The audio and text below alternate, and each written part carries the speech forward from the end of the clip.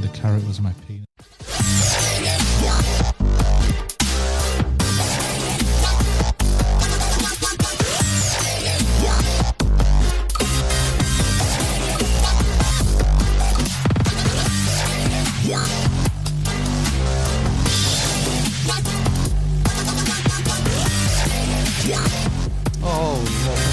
All right then. Hello, willkommen.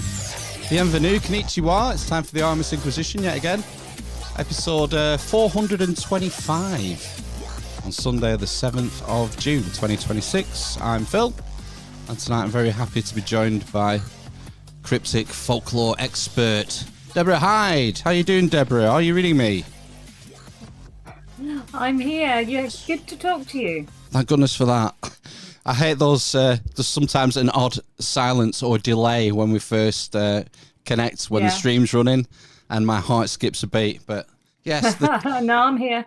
There's no technical gremlins tonight by the sounds of it. Not yet. No. So, before we get started, in the chat, if you're watching YouTube or Twitch, you're very privileged. You can put questions in the live chat, and time provided, we'll get through some of them. Okay, so you heard it here first, chat. So, Deborah, what is it about folklore, cryptids, all sorts of paranormal stuff that, why do you get interested in all these sort of weird esoteric areas? It's an interesting question, and I don't really know.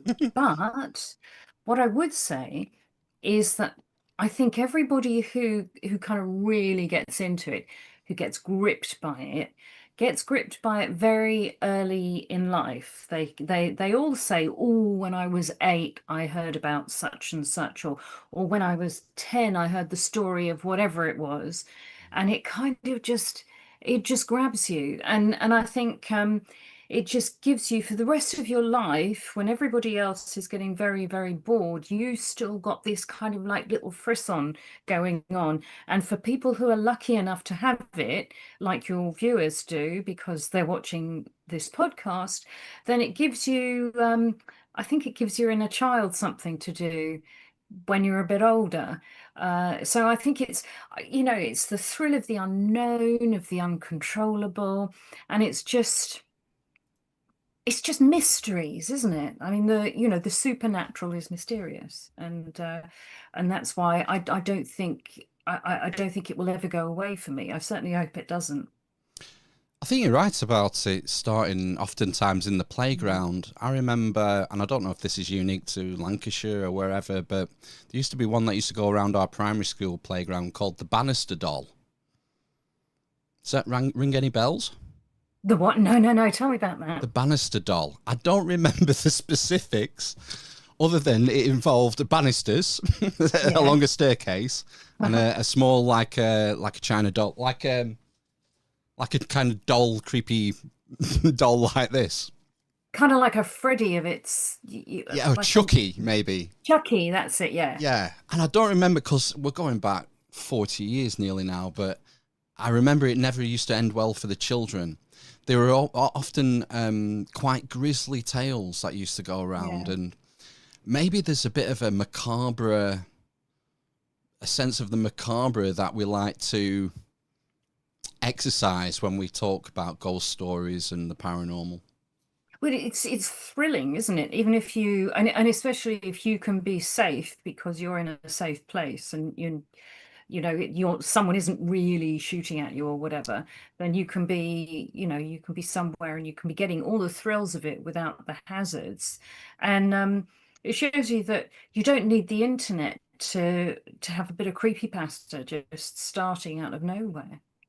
Yeah, these are often stories shared in small groups, and then they can develop into, I suppose, would it be an urban myth? Would that be the right term? Yeah, I guess so. I mean, I think the term urban myth, as far as I know, was first used by Jan Harold Brundtland in his very classic book now, The Vanishing Hitchhiker. And I remember hearing the story, one of the stories that was included in that book, as fact when I was about, I don't know, I was 12 or something like that, about a woman who picked up another woman because she was stranded at the side of the road, and they were driving along, and then she looked down and she realized that the woman's hands were hairy. And so she sort of panicked, but then she thought, oh, I know what to do. And she pulled over. She said, look, I'm sure one of my headlights isn't working. Can you get out and pop out and have a look? And the woman jumped out to have a look, and she shot off in her car. But the woman's handbag was left in the passenger well, and she found out that it had an axe in it. So it Oh was my kind of a God. tie, so it was kind of like a classic, classic hazard tale where she just about managed to get it. Now, I heard that as fact when I was very young, and it was mentioned in The Vanishing Hitchhiker as a classic urban legend. So it's sort of, it had this perfect pace as a story. You could make a script out of it. It had a payoff. There was a hazard. There was somebody showing a bit of initiative. So these stories have been going around in one form or another for ages. That's interesting thinking about them as almost a form of entertainment. So we were talking about literary stories there. Today we Yeah. have horror films as being sort of one medium that these stories can evolve into. Yeah. I wonder if there was maybe a history going back, maybe even to classical times, were the ancient Greek poets writing ghost stories or this sort of Oh, they paranormal totally experience? were. They totally were. In fact, it's hard to kind of tell because some of them are done a bit like comedies or a bit like informative stories. So, I mean, you can get very po-faced and you can take it very seriously, and you can think that everybody is writing absolutely classic literature, and it was kind of like the Brontes of their day. But a lot of the stories can be quite light comedies, and they can be like morality tales. There's one where there's a philosopher called Athenodorus who stays in a haunted house, and he's able to stay there because the rents are cheap because no one else will stay there. And he wakes up in the middle of the night and he has these chains, and he's the only person who kind of doesn't just scream and run out and run away, but he makes the ghost wait because he's in the middle of doing something. He's in the middle of writing, and he pays attention to the ghost, and the ghost gesticulates at a certain place on the floor. And the next day, Athenodorus has it dug up, and they find the corpse of a man who was bound by chains and kept under the floor. So the idea is that the man hasn't been able to sort of move on to the next stage of the afterlife because he's been, he's probably been killed and he's been held down by these chains. So they give him a proper burial, and the haunting stops. And that's a perfect horror story, isn't it? Because there's a payoff, there's a motivation for the ghost, there's a hero who can kind of work out what everybody else can't work out, and sorts everything out. So yeah, I mean, we have ancient stories, we have ancient werewolf stories. So I think these themes have been going for as long as people have. Interesting you bring up werewolves because we have quite a modern werewolf story as well, don't we? Yeah, we do. Yeah. Which I'd never heard of until I was following you on social media and you posted about it fairly recently, and I completely slipped me by this story, the Beast of Barmston Drain. Yeah. What was all that Yeah. about? Well, do you know, it had slipped me by at the time as well. I didn't know about it until a guy called Willem de Blecourt, who, if you're into werewolves, you have to read Willem de Blecourt's work. Sort of classic, werewolf scholar. And he contacted me, and he was putting a book together, a werewolf book, sort of collection of academic essays on werewolves. And he asked me to do one on the Hull Werewolf. And I said, the Hull what? So I said, yeah, okay, I'll do that. I've got it here actually. I think it's, yeah, there you go. That's the book. And unfortunately, it's an academic book, so it's a bit expensive, but it's well worth the money if you splash out on that kind of thing. Mm. And so I started to research the Hull Werewolf so that I could write a few thousand words on it. And yes, it had happened. It had started. It had come out in a big way in 2016, and the it had happened after a guy called Charles Christian wrote about. He'd written a book that he had postulated something called the Wold-Newton Triangle, which was a theoretical triangular area in Yorkshire, which had an awful lot of hauntings and strange phenomena. And he had mentioned a werewolf. And then after that, a guy called Mike Covell, who wrote a book on the subject. And really, if you're going to read, one book on the Hull Werewolf, you have to read Mike Covell's. He went he was looking for information on black-eyed kids. He was chasing down local creepypasta about black-eyed kids, and he couldn't get any stories about black-eyed kids because everybody was too busy telling him about these werewolf stories. So he went and collected lots of first-hand witness accounts of all of these things. And it seemed as though there was some kind of cryptid hanging around the place.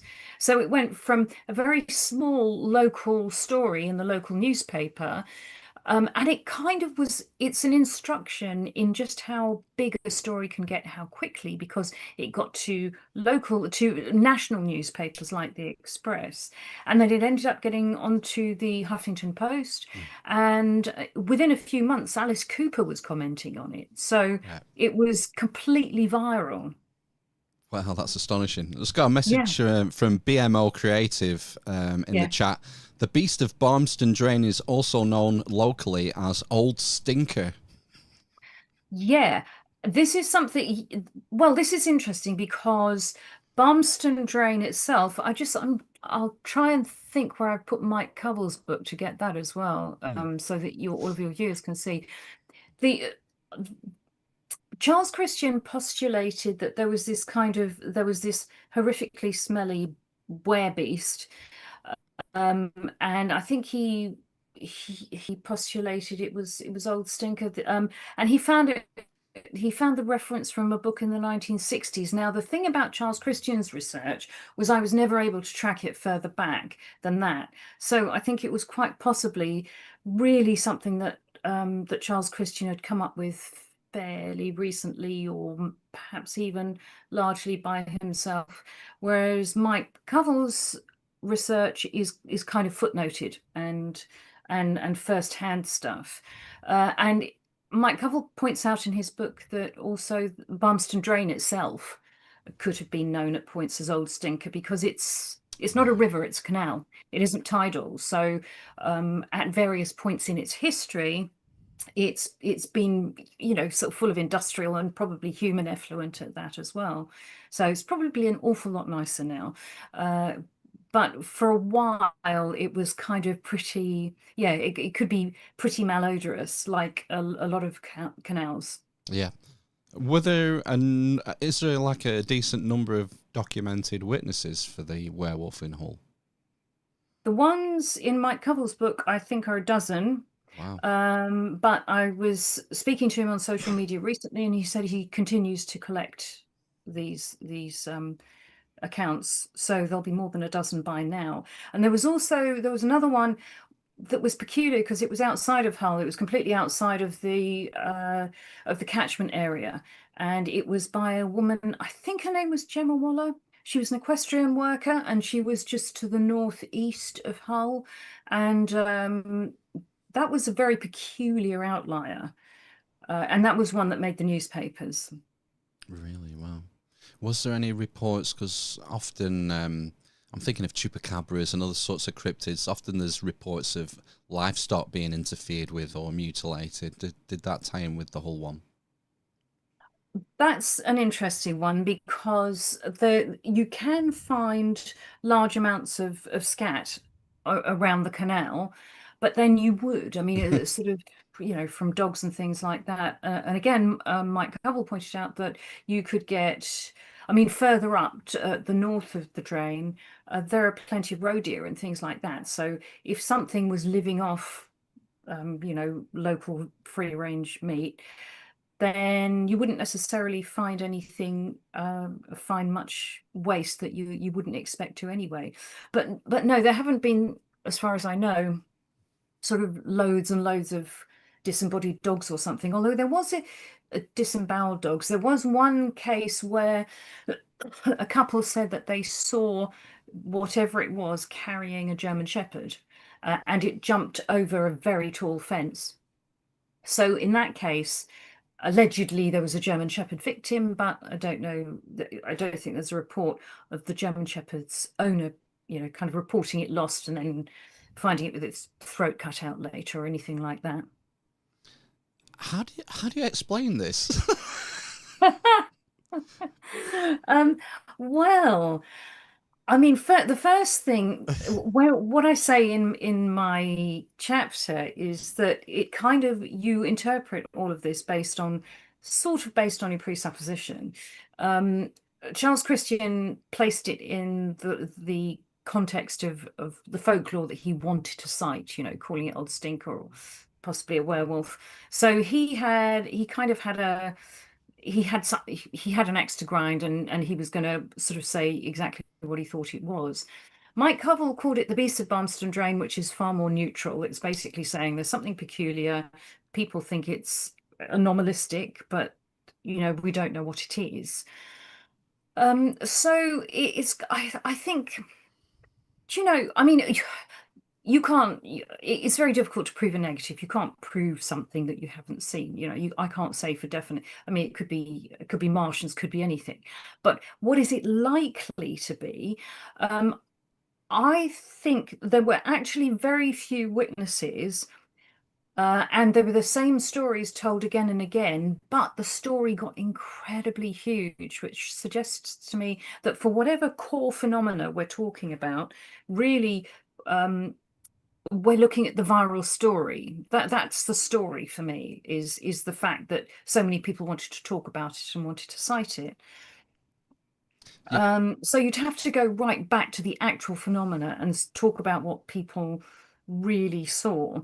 I split, for the purposes of my chapter, I split it into a few categories.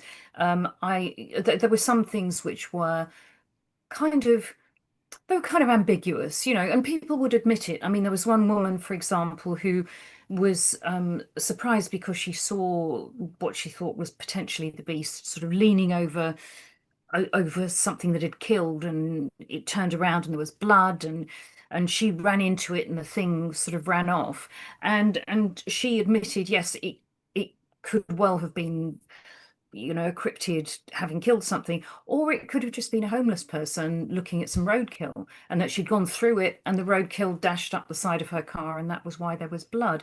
So there's a lot of ambiguous, peculiar stuff. There's also a lot of ambiguous, peculiar stuff that people really, really honestly felt was just too weird to be accounted for by normal means.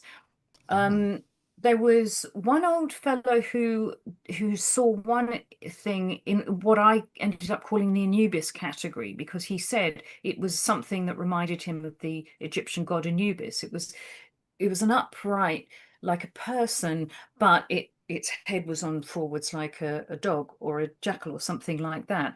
So I don't know, he could have got that wrong. There was there was a woman who Covell interviewed who she opened up the conversation by talking about all sorts of anomalous phenomena, and she was clearly very interested in it, and she saw something peculiar. So I think her predisposition to to interpret what she saw may have played a part. I mean, I'm a skeptic, so in general, what I would do is point out that you can have perfectly sane, perfectly sensible people see all sorts of peculiar things, for all sorts of perfectly understandable reasons that that aren't necessarily what they appear to be. In other words, we get things wrong all the time, and that's okay. And so, of those two possibilities, is there a werewolf running around a canal, or has there been a viral story and a lot of people have kind of got it wrong? Personally, I think it's more likely to be the second one. There's no military bases nearby, is there? Oh, what, you're thinking of soldiers going out and pranking and stuff like that? Oh yeah, or black ops, or just testing, just sowing, setting the seed of a story. Yeah, I don't know. That would be a strange black ops story, wouldn't it? I can't see the upside for that for either Well, training purposes or disseminating stories. just to see what happens. How does a story go viral? What are Yeah. the social conditions? It's like a study in propaganda. Can we plant a seed of a story and watch it develop and see what happens? Well, that's interesting that you should mention the social conditions, because one of the things that I did was look at the demographics of all of the witnesses, and you couldn't say it was all sort of men between the ages of 15 and 20 or something, rolling home drunk on a Friday night or anything. There were a fair there was a fair mixture of men and women. There was a good distribution of ages. So kind of demographically, it just seemed like a load of normal people going about their business. Yeah. What about a potential biological explanation, like some sort of predator? Maybe a big cat or a dog, just a big dog that got loose. Yeah. Yeah, well, that's one of the things I pointed out in my chapter, is that the world isn't short of very large breeds. I mean, you've got, Malamutes and Tunguskas and wolfhounds, and dogs can get really, really big, and they can also live by themselves. One of the things about Barmston Drain is that it's there are extensive sections of it that are kind of overgrown and not used a great deal. So if you wanted, I mean, that's another thing Covell pointed out actually, was that if you you wanted to hide as a person or a dog, you could do those things. There are some disused graveyards in the Skullcoats area, and they're overgrown, and you could live in a tent, sort of, if you were homeless, quite happily, without being, without people bothering you. And you could certainly do that as a dog as well. There was a night actually where Charles Christian, Mark Brannigan, who was the Express reporter, and Mike Covell all got together and went out to see if they could see. They kind of went out on an exploratory evening, and they were walking along Barmston Drain, and then suddenly they saw, I can't remember if it was one or two sets of eyes. I think it might have been two sets of eyes looking at them from the other side of the drain. And these eyes were bright and shining, and they were quite far apart from each other, which suggested that they were seated in a very big head. Wow. And well, and so while Christian and Covell were kind of looking there, going, that's interesting, they turned around, everybody else had scarpered. I don't blame him. I know. So if you're going on a cryptid hunt by yourself, make sure you've got somebody with a bit more, a bit more moxie about them than that. And and they thought it was a normal animal. I mean, they thought that, because there's a membrane at the back of eyeballs called tapetum lucidum, which is, we don't have it because we don't do much night hunting, but for animals that wander around at night, it kind of reflects the light back into their eyeball and bounces it all over the place, so that their night vision is better. Wow. And so that's why you get those red or green reflections back off the eyeballs of night-seeing animals at night, like cats, you will, for example. So they just thought it was some kind of natural animal, although they did think that the distance, as I said, was seated in a very big head. But a distance is so hard to tell in the dark. You don't know if you're 20 feet away, then is the distance between those two eyeballs 6 inches, 12 inches, 18 inches? It's very, very hard to tell. True. Yeah. BMO Creative in the chat. There are several military locations nearby. The most prominent is Catterick Garrison. Oh, okay. Well, maybe there's an element there. What about ley lines? Is there any ley lines nearby? Oh, I don't know. And being a skeptic, I wouldn't attribute any weight to that at all. But No. I don't know. I don't know. Do you think maybe the first point to start is looking at sociology and psychology when you're trying to deconstruct these events? Totally, absolutely. I think you've got to look at the viral nature of storytelling. Um, I think you've got to look at media, the way media works, and the fact that creepypasta and urban legends and these kind of tidy little stories are so pleasing. Yeah. Oh, you've broken. You've frozen. And I, uh, Oop, for oop. me, it's always a mixture of, first of all, cognitive is that we don't have the bandwidth to sample the world at 25 frames a second and process it. So what we actually do is, people, you think you're seeing everything fresh, but actually the expectations meet meet your sensory input, and they meet in the middle.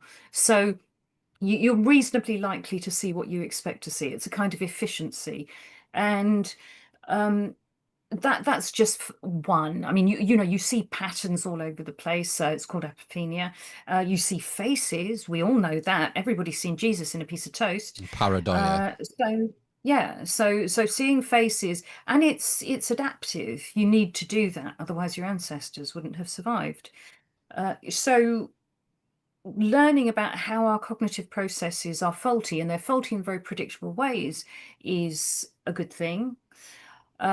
Learning about the kind of environment where people pass stories amongst each other is very, very useful. And learning the kind of structures of stories that we tell ourselves is very useful as well. So that's kind of always my starting point, really. Yeah, and the structure will vary depending on the medium and the goal. Hmm. The creepypasta type stories won't probably stick to the structure of a Joseph Campbell's Hero's Journey or whatever. So Yeah. things that are universally accepted and they have a proven track record of being effective in what they're trying to do to convey a message. And when Yeah. it comes to conveying a message with these creepier stories, I wonder if there's an anthropological thread there that maybe it was useful back in the sort of tribal hunter-gatherer days to tell frightening stories to kids for safety reasons. I'm sure you're right. Yeah. And to other adults as well. It's kind of, yeah. I mean, it's the way that we learn to be, it's the way we learn to pass information on to each other, isn't it? I mean, Through story, yeah. yeah, because if you say to your friend, look, I've got some really vital information for you, and then you say six unrelated words, that's really tough to remember. If you tell them a little story, they'll remember it. And also the rough edges of the story will get polished off as well. These stories tend to get optimized in the retelling. Uh, so there's no doubt it's a kind of a key bit of kind of human survival. It's what we do.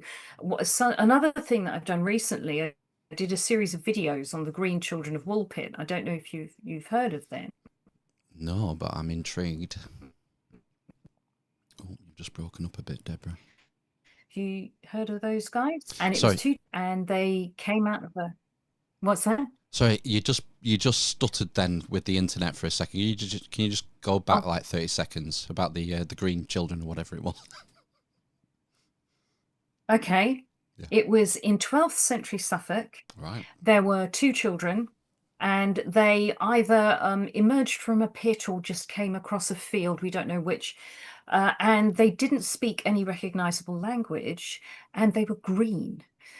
So the boy died fairly soon. We don't know whether he was baptized and then died, or died and was baptized, but the girl survived and she was baptized, and they couldn't eat any of the local food. They wouldn't eat food. They would only eat green beans, and it took them months to learn English. And then generally, as they got a bit sort of better with their dietary choices, they started to eat bread.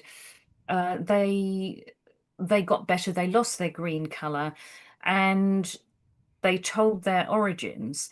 So the reason we know about these children, and the reason that we suspect that it was a story that was bouncing around the whole country at the time, is because it came from two separate chroniclers. If we only had one source, we'd think, all right, well, that was, that was him making up a story. But there's William of Newburgh from Yorkshire and Ralph of Coggeshall from Essex, and they both told kind of the same story. There were differences in detail, like whether or not they had come across a field and were found by people pulling in the harvest, or whether or not they were found in a pit that was designed to catch wolves. But never mind about all of the little details. In the basic thrust of it, the stories were undoubtedly the same from the two different men. So that is an education in kind of the kind of stories that we find appealing, and and the ways that they can differ but still be identifiable as the same thing.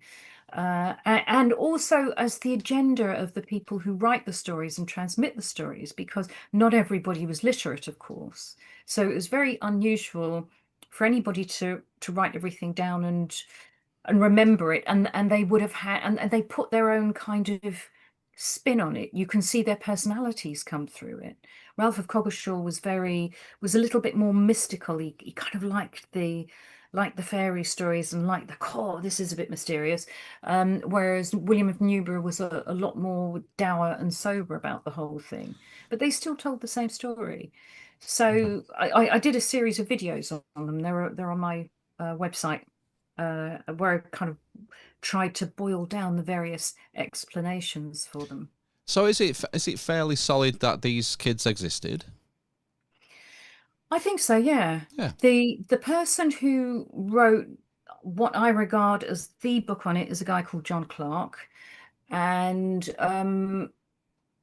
yeah, I interviewed him. He and I sat and spoke about this for quite a while. And yeah, there are enough indicators that it was probably a story that was bouncing around the whole of the country in that era. And there were enough similarities between these two men who lived more than 200 miles apart between their accounts for us to think, yes, there is something to this. And all of the researchers since then have really concentrated on the fact of saying things like, well, why were they green? How do people get green? And why would they only eat beans? What was wrong with bread? And why did the boy die? That was interesting. Why was she a bit stronger than he was? So it's all of the stuff that's written on these subjects, on this subject, tends to be trying to delve down into the details and get clarification from them. I'm surprised the chroniclers, the contemporaneous chroniclers, didn't blame it on witchcraft or demon possession or something of that ilk. The 12th century was a relatively sober time for that kind of thing. If they had come along in the 16th or 17th century, then depending on where they lived, they would probably have been okay in England. But if they had been sort of, I don't know, if they'd have been caught in Germany in the middle of the 30 Years' War, then they would probably have been in trouble, yeah. Did the chroniclers at the time did they give an explanation for why the kids turned green, or did the girl who survived when she recovered, did she give an explanation? She said that they had come from an underground land, and that yeah, and that she had come from another land, and they had had a hard time. They'd heard some church bells. I'm amalgamating the accounts here, and they followed those, and then they couldn't find their way back. And the thing is that the kind of themes that you get there are themes of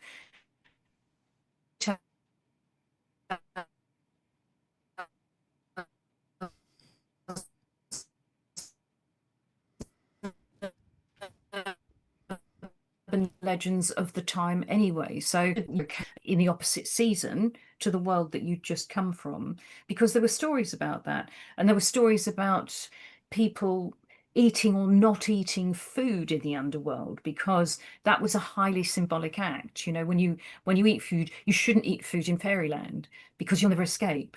There are so many examples of that. Um, Oh, and yeah, so I mean, there's various kind of themes that they come up with in their story and their explanation. But something you've got to bear in mind is, first of all, this was several months after they had learned to speak English. So you know, with if you're taking, I don't know, 10 or a 12-year-old, their memories may not be that great anyway after that amount of time in a new language. Second of all, this story had been collected and had gone through several stages by the time it was written down. Um, right. and the third thing was that these stories had so many themes that were already present in fairy tales and urban legends of their day that you've got to wonder how much details they'd kind of attracted as they went along, whether or not all of it, you know, this wasn't straight from the horse's mouth. Oh, plus which there was the language issue. I mean, they started with a different language and then they ended up speaking English. And Ralph would have understood English. William would have actually as well, but they and then they wrote in Latin. So and the educated, you know, the sort of bourgeoisie, people working in the cloth trade would have been speaking Flemish, and you know, and you're talking about a time in history as well when you could go 20 miles and not understand someone. They would be allegedly speaking English, but the dialect would be so different. Great So point. Yeah. yeah, so you're not getting a first person, you know, literally eyewitness account. Yeah. Fair enough. It's still an intriguing story, though. It's just I Oh yeah, imagine yeah, I loved it. I imagine it's just a nightmare trying to pick apart how much of it can be believed and how much of it is hearsay and embellishment, and then you've got to take into account the bias of the chroniclers and the authors, and Yeah, what a mess. yeah, yeah, yeah. But also, I mean, it's the stimulating bit because you know the chances of us ever finding out the absolute truth of the Green Children of Woolpit are kind of they're pretty slim. Mm. But it gives you an excuse to go into 12th century history, and that's pretty cool by itself. Yeah, yeah. And It's the examine it from loads of angles. yeah, that's Crusading era, isn't it? It is actually, yeah. I mean, one of the things about Ralph of Coggeshall is we don't know when he was born, but um, we kind of work out his age because we know he died after 1227, and we know he went on crusade. So kind of Wow. guessing he went on the kind of 89 to 92 one. Yeah. So so yeah, you can work out his birth date sort of from there. I put him at about 1165. Right. Okay. Cool. Going back to werewolves, Yeah, are these ubiquitous? Is this a Northern European phenomena, or are there werewolf stories from elsewhere? there are it depends. It's kind of like your local apex predator of choice, really. I mean, you've got Ah, were jackals or um you've got all sorts of were animals. This classification, very rigid classification with a barrier between humans and animals is i- is something that is not quite as common as seeing us as sort of a bit interchangeable. Um, you get different kinds of were animals depending on what they're doing. I mean, in Northern Europe, if you get these sort of, you know, the Scandinavian influenced ones, then there'd be wolves and bears, and it's a sign of a great warrior. You know, there's a great warrior called Bodvar Bjarki, who there's supposed to be a great battle, and the great battle is happening, and his mate sees there's this bear comes in and starts beating everybody up. But Bodvar Bjarki hasn't come along, and so he's going, oh well, you know, what's he doing? What's he doing? Why isn't he here? He went back to the tent to find out where he is, and there he was sitting, sort of meditating, and he wakes him up and says, no, no, come on, it started. And Bodvar Bjarki is annoyed and said, oh right, well, phew, yeah, you ruined that then, haven't you? And of course, the idea was that he was projecting himself forward as a fighting bear. So this was his spirit animal in effect. Wow. And you get there are classical, sort of Greek tales of people. There was supposed to be a race of people who would spend a year as a wolf, and if they could avoid killing and eating human flesh at that time, then they could, come back across the lake at the end of that time and then serve out the rest of their time as human beings. So the exact symbolism of what changing into an animal means varies from place to place. Got you. You could be a were-tiger in India if you wanted to be. So it's, people take their local apex predator and sort of do stories with that. I mean, there's a big exception in English folklore, which is that you get witches turning into hares. So, most people don't want to be, I don't know, were llamas or, Well, they or sound were kind of squirrels. nice. Yeah, I know. Or were squirrels. I mean, you're kind of thinking, oh, what's the point of that? So it's not macho enough, or it's not mystical enough. Right. So most stories have people turning into apex predators, but in England you have witches turning into hares. You have people turning into cats, but then cats are apex predators, so they're Yeah. they're actually pretty formidable predators. So that's okay. I love the projection idea. It reminds me of Game of Thrones, where they have Yeah, people called the wargs. yeah, WORG, I think, and they warg into an animal. And they use wolves, actually, don't they? yeah. The four Stark children, I don't know if they all develop the ability in the books, but at least Bran, I think, develops the ability to warg into his wolf and take control of him. Oh, right. Was that in the series as well, or was that in the book? Just in the book? In the TV, it's a long time now. I bet it's 10 years since it was on screen. Yeah. I think he does. And by the way, Bran meets two little green children, a boy and a girl. Does he? I'd forgotten about that. Yeah, he does. Yeah, But they're not that green. Oh, okay. But they have Game of Thrones. Game of Thrones has a lot of interesting sort of folklore and mythology woven into it. He obviously is He was inspired incredibly by. literate. Yeah, Yeah, about history and folklore. yeah. Well, dragons, for example. There's a lot of Yeah. dragon stuff in Game of Thrones. But yeah, the warging, the taking control. I don't know. You think how where does that originate from? Is it possible? Is it maybe shamanic? Does it go that far back? Does it go back to prehistoric times? The sort of genesis of these ideas that eventually evolve and morph into the full moon werewolf archetype that we're all familiar with. The full moon associated with werewolves betrays the classical origin, because they were very much into the idea that these things were associated with the full moon, and also you would have full moon associated with medicine as well. They used to talk about lycanthropia, about sort of werewolf sickness as being a kind of uh, people being when people were having what we would recognize as schizophrenic episodes or something like that. Yeah, lunatic. Yeah, exactly. Yeah, lunatic. So if you've got a werewolf story with a moon element to it, then that's a clue that its origin is classical, rather than Right. kind of Beowulfy, Vikingish kind of thing. Um, and and sort of having a spirit animal. Yeah, I mean, shamanic practices have been sort of recognized all over the place. And I think I think it's more natural than not. I mean, it's to recognize that we're on a continuum with the animal world, and that you can kind of, if you're going to be really egotistical about it, you can try and take on some of the categories of power that they have.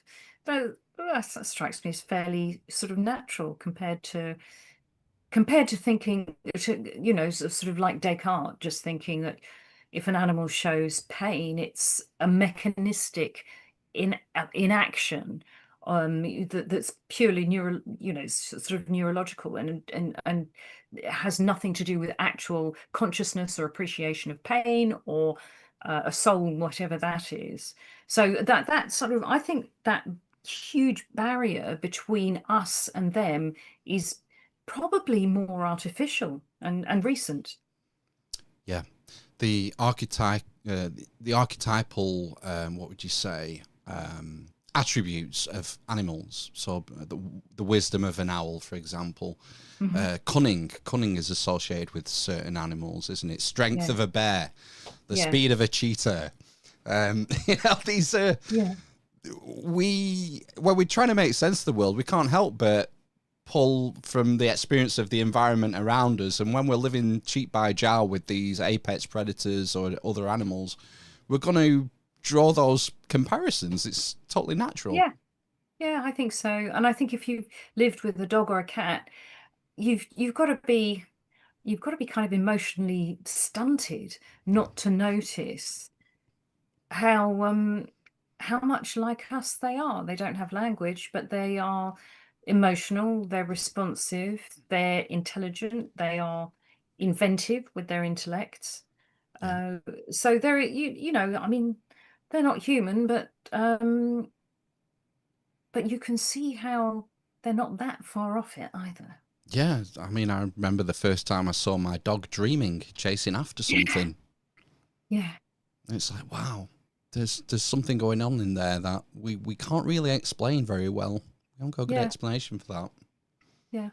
And also dreaming with dogs is very interesting for me because also they know the conceptual difference.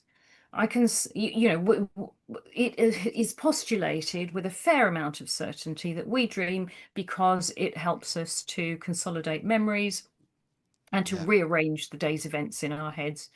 We don't do very well at all if we don't sleep. You can't last long without sleep. So sleep is important and dreaming is important. And you're thinking, okay, that's nice for us. So if it's neuroscientifically important for us to do, chances are that for higher mammals, they have to do it too. But that means that they can conceptually tell the difference between a dream and waking.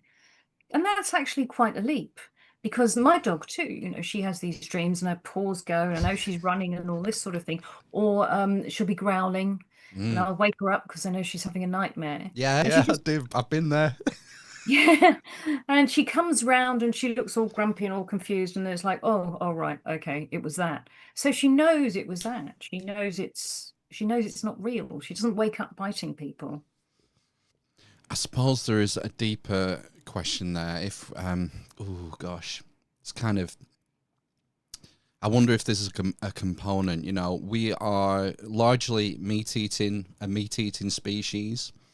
We, particularly in sort of industrial food production, we treat animals absolutely horrifically in a lot of cases, and it might be an uncomfortable truth for some people to lend so much mental power or consciousness to animals that as a species we really do a huge disservice to. Yeah. Yeah, I think you're probably right. I think in 50 or 100 years' time, people will probably look back on factory farming and be appalled. I mean, it would be kind of like the equivalent of us looking back on people sending children down coal mines. I Yeah, think people, yeah, I would hope so. Almost like the slave trade. yeah, yeah. Are you a vegetarian? No, No, no, me neither. But I'd buy. I always look for the higher welfare meat when I'm yeah, buying same meat. here. I would Yeah, love to be able to buy like locally sourced, free range, like top grade meat when I need to.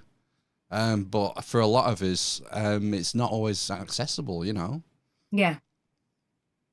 That's And the big it's, problem that people's. we have is that the factory meat is so cheap. Mm. Yeah, absolutely, absolutely. I think we're not that far away from having a decent substitute, which will be a very good thing. Oh, you mean like Because an artificial meat? yeah, Really? Yeah, Wow. because not every, because you can't judge people. Not everybody can afford to buy all the higher welfare stuff, and uh, so it is difficult, especially now. People trying to get by on the budgets that they do. But nonetheless, it's worth bearing in mind that it'll be nice in the future when people can have a substitute that is a bit cheaper. Yeah. I really didn't think we'd go in this direction tonight. Me neither. Talking about meat quality. Some of these messages don't bear repeating, to be honest. Going back to the green children, the most common Yeah. historical theory is that the children were Flemish orphans. Oh yeah, that's an interesting one. The idea was that because that part of the world, that part of the country was facing the lowlands, the lowland, the European, so the Netherlands, Belgium, Yeah. that kind of place. And they had a lot of cloth workers. Mhm. So English wool was fantastic, and Flemish weavers were great at turning it into cloth. So the idea was that there were lots of Flemings living in places like the big cities, King's Lynn, places like that, which were rather large towns in those days. And they represented discrete kind of communities of their own. And so one of the ideas was that the children fell into dye. They fell into cloth dye. Right. And that's how they ended up being green. And that's how they ended up gradually shedding their color, is because over a period of time you would. But the problem with that theory, and this was from John Clark, I think, I'm pretty sure this was from John Clark, is that actually dyeing someone green in one process back in those days was a very hard thing to do, impossible actually, because you would, in your first process, you would dye cloth blue with a plant called woad, and then after that you would give the same cloth a wash in yellow, and that would make green cloth. But the idea that somebody would just fall into a vat of dye and dye themselves green probably doesn't stand much of a Scrutiny. And then there was another theory that because that there was the Battle of Fornham, which was a fight between Henry II and his oldest son. It was part of a series of battles because Henry II took on the continental practice of crowning his son while he was still alive in order to ensure the continuity of the of the family. Wanted a load of power at a very early age, so they ended up coming to blows over it, and there were battles. And one such battle was the Battle of Fornham, which wasn't so far from Lynn. And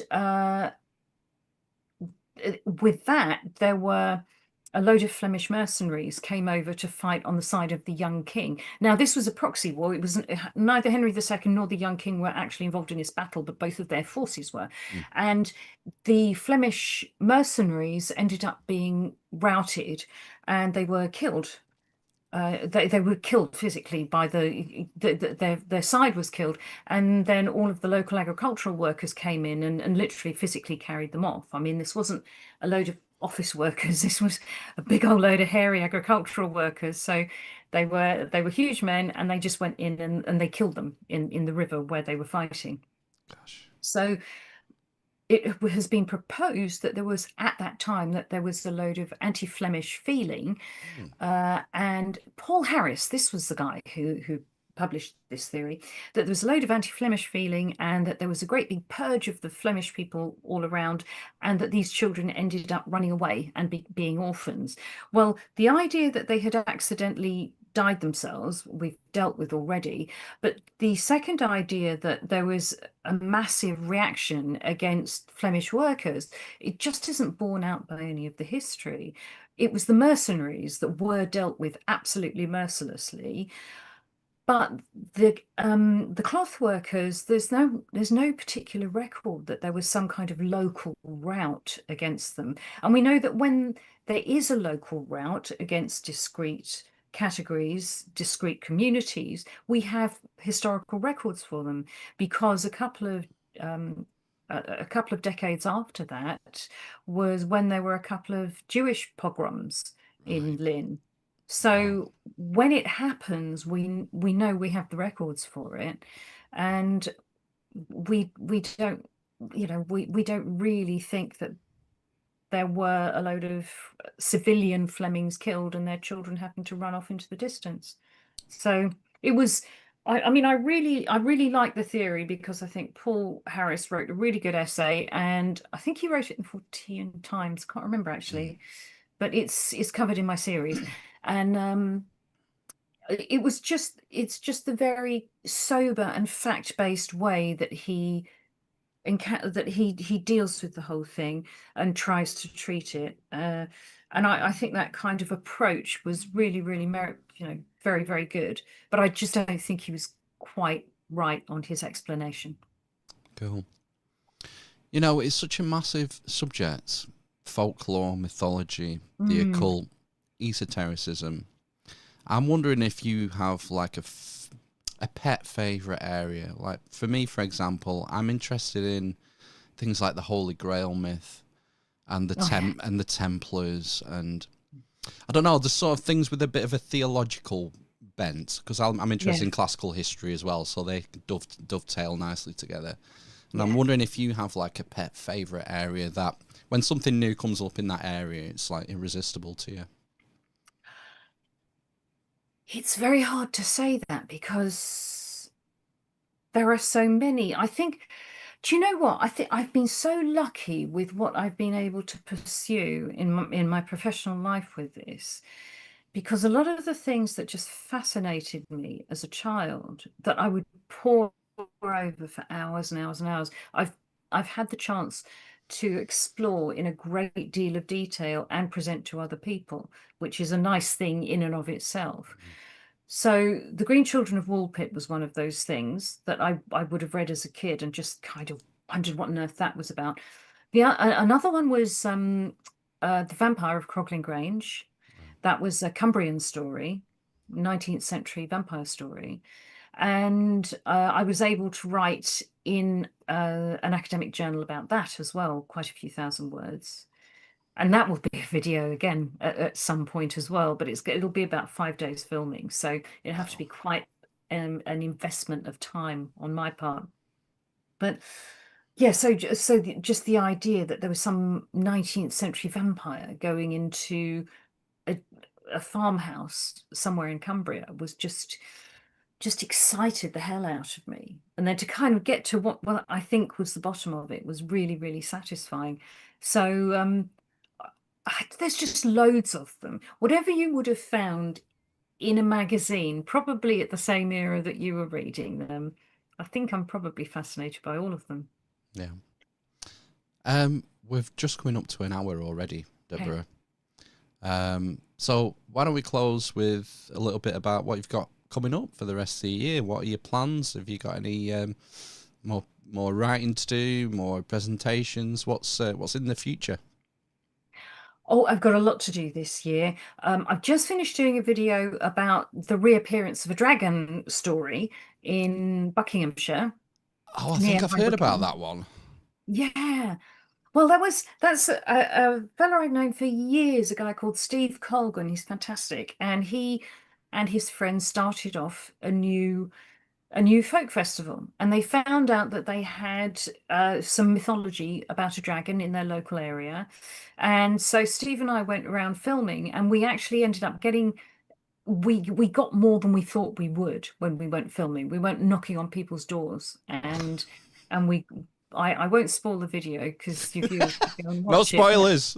yeah, but we yeah, I mean, Steve wrote an article in the 14 Times. I think it's last month's 14 Times, and I made a video, and we actually ended up getting into the place where the dragon probably emerged from. So we're sort of following this dragon myth. Uh, Did you find the so Did you find the gold?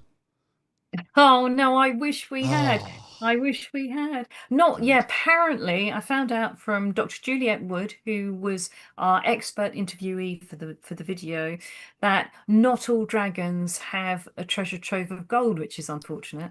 good. And this one certainly didn't. Would have been nice if it had. So But you got that coming yes, up. so I've got that coming up. I've got another episode of The Green Children of Woolpit coming up.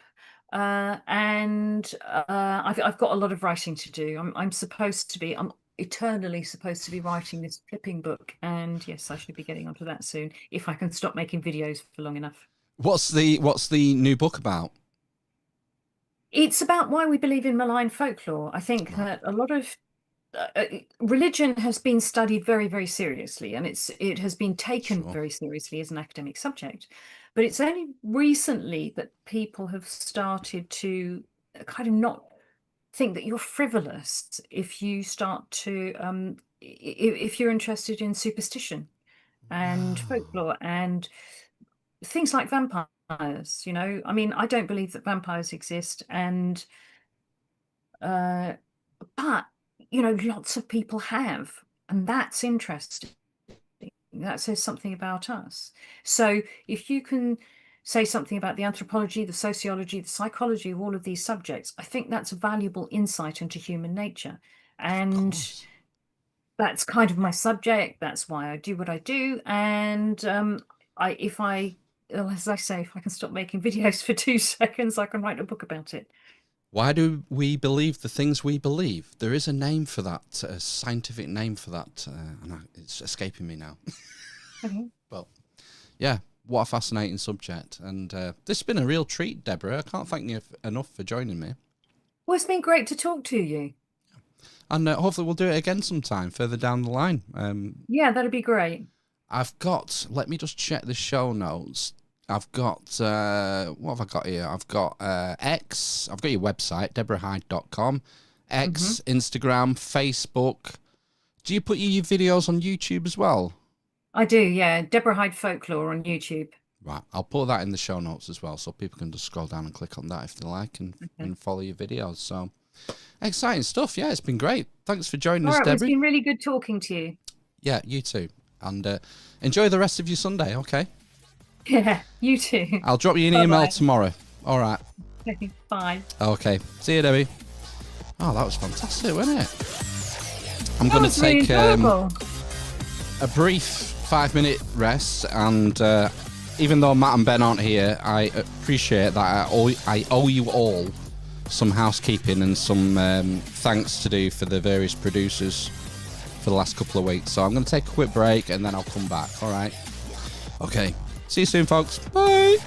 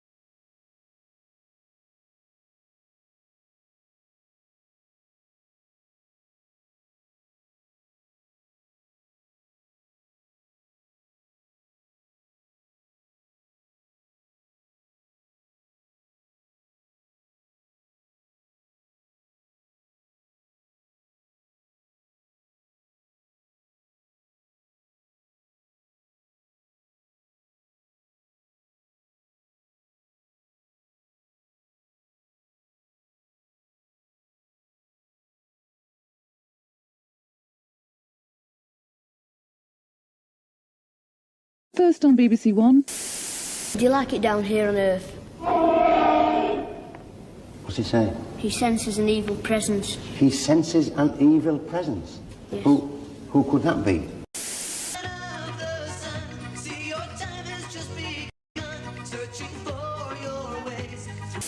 Which 3 months of the year begin with the letter J? Think before you answer.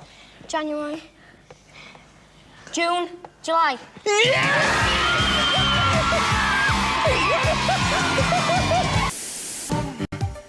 time is right. It's time for you to play your game. People are coming. One false move and I'll run this man through. Oh, goodness me, what a terrible threat. By what creeps, what crawls, by what does not. Let all that grows recede and rot!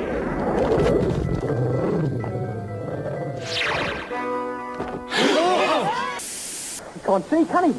Call an ambulance, don't he? He can't see, man! Oh, boy!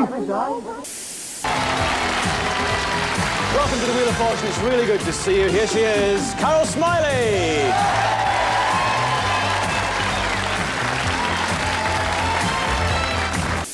Thunderpants.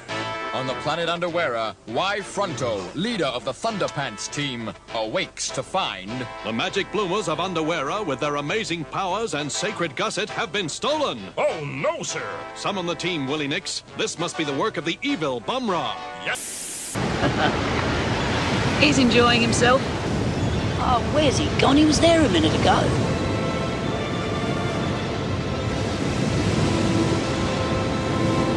Harold!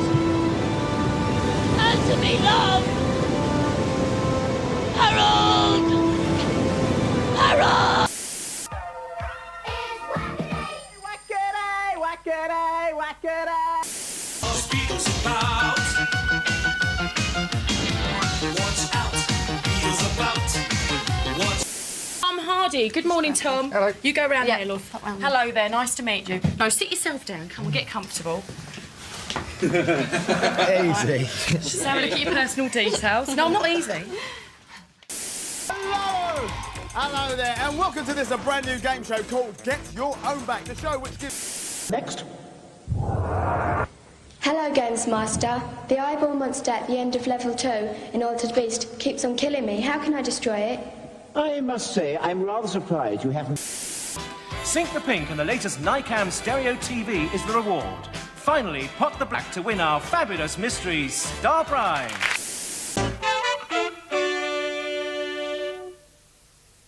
Isn't being stood up dreadful?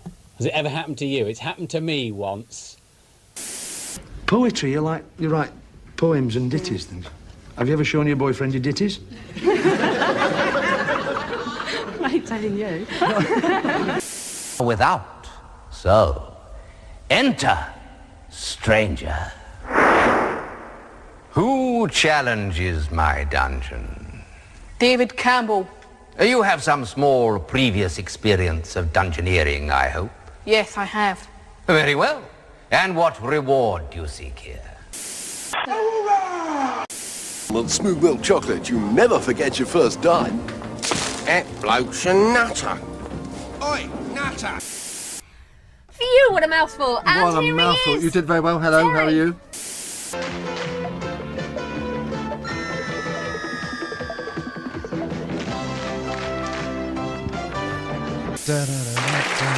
She's anxious to rush away. She is. I've got fast hold of her here. Stay here and enjoy it, girl. You have not... Ooh.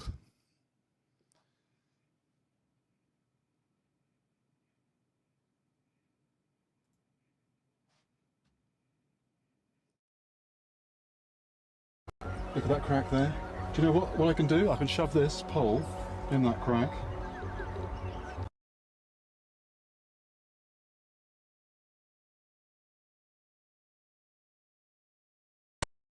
Oh, with a dance with somebody. I want to feel the heat with somebody. These guys are just... It's all about how am I looking? Am I looking the power? You know, are my boots nice? How's my hair looking?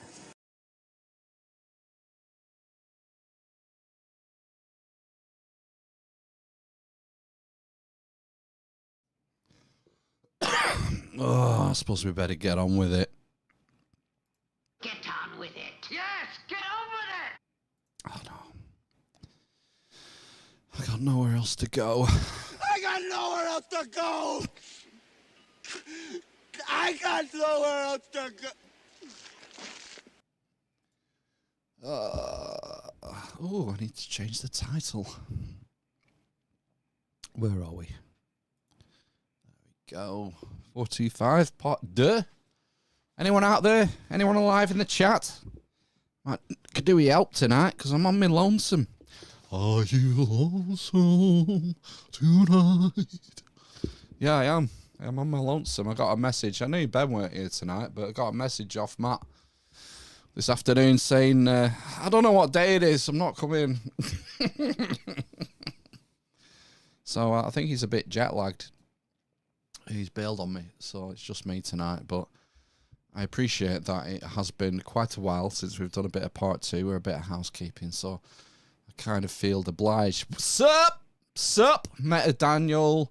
Hello, Phil. Sniper Mike UK01. Is that a new YouTube handle, Sniper Mike? Are you usually Sniper Mike UK01, or have you had to increment your YouTube handle name because you got banned for posting? I don't know.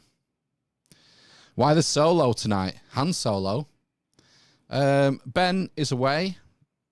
He's been away for a few weeks, and Matt is away.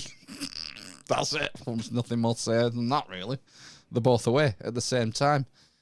It's because of half term, you know. People have holidays at half term. These champagne socialists to the left and right of me, they go, you know, they have fancy holidays at half term. Whereas I'm here every Sunday with my nose to the grindstone for you lot. Oh, Sniper Mike, they forced the 0-1 on me. They forced you into binary. Fair enough. I wonder why. Someone must have already taken Sniper Mike UK, I guess. I guess that is the reason. So, yeah, that was our Legalista. Hey, a Legalista. So, I don't think... Did we mention this? I don't know when was the last time we did a part 2, but I went to Sheep Farm Live. Feels like a fucking lifetime ago now. When was it? 3 or 4 weeks ago, and met Legalista in the flesh. So, nice to see you, Ligger. Nice to see you still here. Where was I going with that? Oh, right. Yeah, that was our chat with Deborah Hyde. If you're just joining us, that was interesting. An interesting delve into the folklore, the realms of folklore, encryptids. Deborah is one of those people I think, you know, you could talk to for hours. She's got such a wide depth of knowledge in these areas, and writes about them academically, you know. So it's like we want explanations, you know, even though a lot of these stories are old stories and you're never going to find the truth. We want to try and explain the reasons why. It's like we said at the end, why we believe the things we believe. I mean, it's just a fascinating subject to dive into.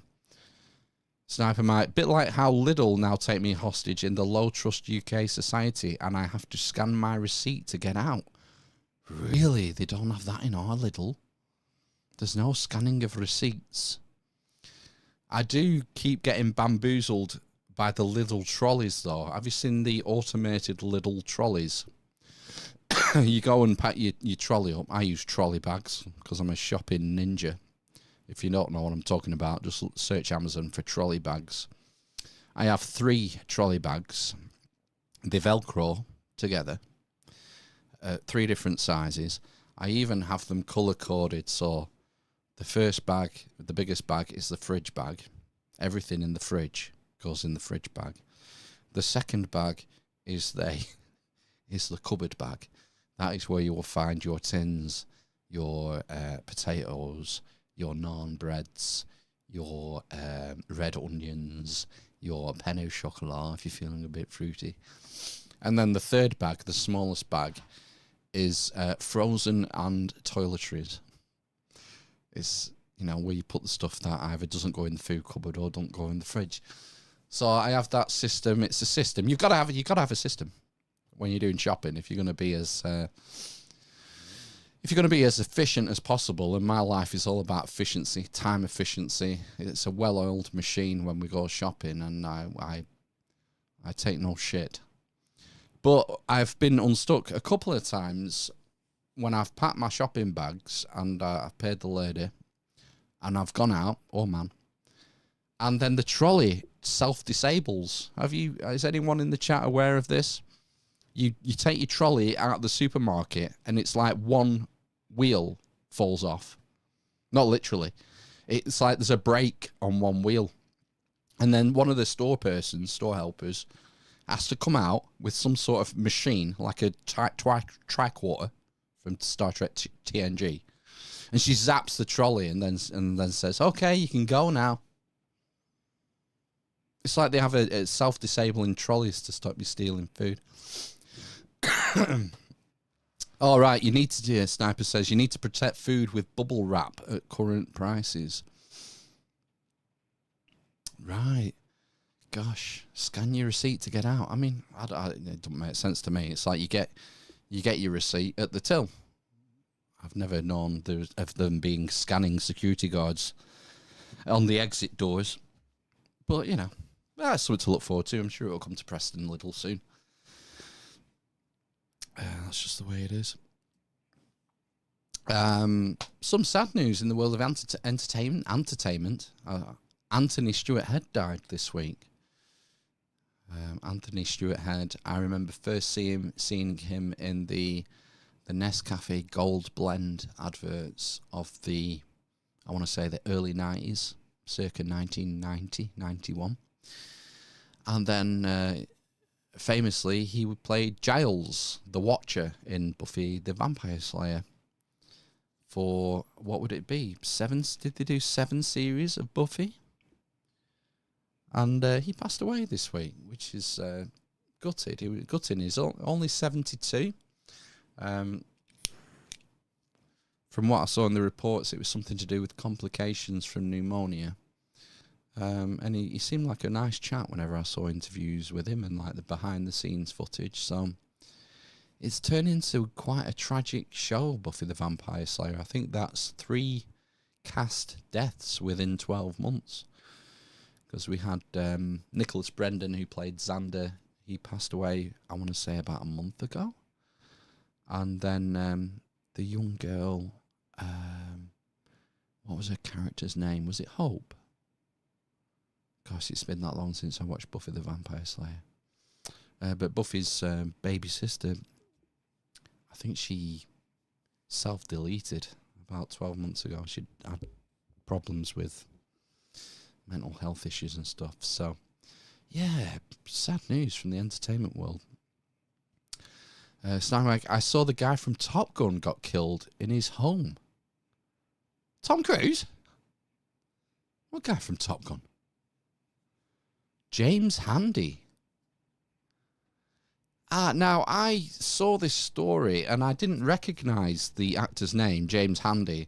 And I remember seeing that he was in Top Gun Maverick. And funnily enough, I only re-watched Top Gun Maverick about a week ago because I was off holiday with the kids for half term while the wife was away. She went to Greece and I didn't get invited. And I don't remember seeing that guy in Top Gun Maverick, but apparently he was there. Yeah, and I don't recognise him. I don't know. I've not seen him in anything, but yeah, killed in his own home. Gosh, terrible. So yeah, it's can we have some good news from the world of entertainment? I guess not. I suppose the big story from entertainment, from movies anyway, is the 2 films, isn't it? Obsession and The Backrooms. I think it's just called Backrooms, not The Backrooms, but it's funny. You had this, what would you say, like a several month long marketing assault over the Mandalorian and Grogu, paying, was it $20 million for a Super Bowl advert? And it's completely bombed, and within a week being overtaken by 2 mega low budget YouTuber movies. Sucks to be Disney Star Wars right now. So, yeah, I mean, Star Wars died with The Last Jedi. I would argue, if not earlier. But yeah, it seems like Star Wars is the final nails in the coffin now, at least. There is a Starfighter movie coming out with Ryan Gosling, the handsome man. But I just think that franchise is finished now. I think they have to just put it away. But they can't. Disney can't. They have to use the stuff.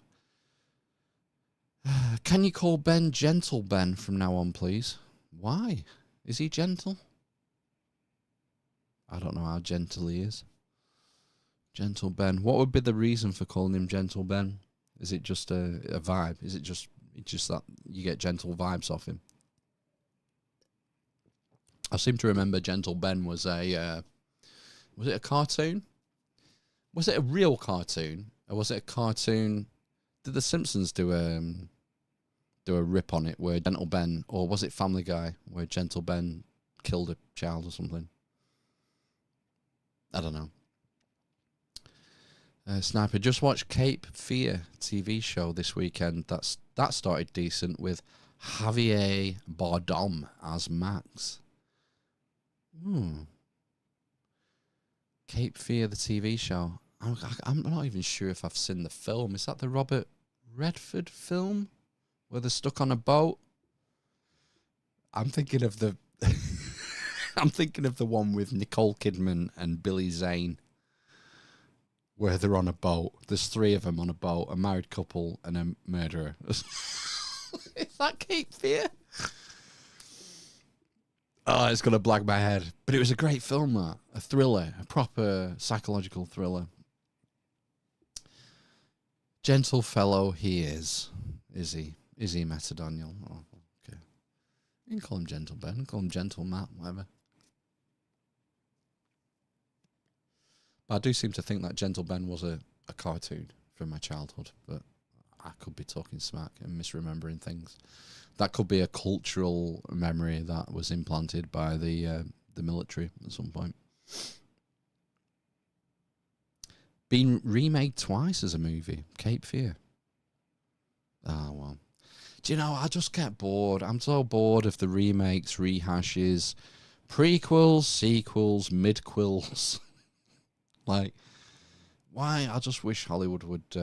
well, hopefully they're going to learn from Obsession and Backrooms, because these are unique IPs that have been launched, and they've been huge successes. I think the budget for Obsession was somewhere between $700,000 and $1 million, and it's already brought in, I think, about 150 million at the box office.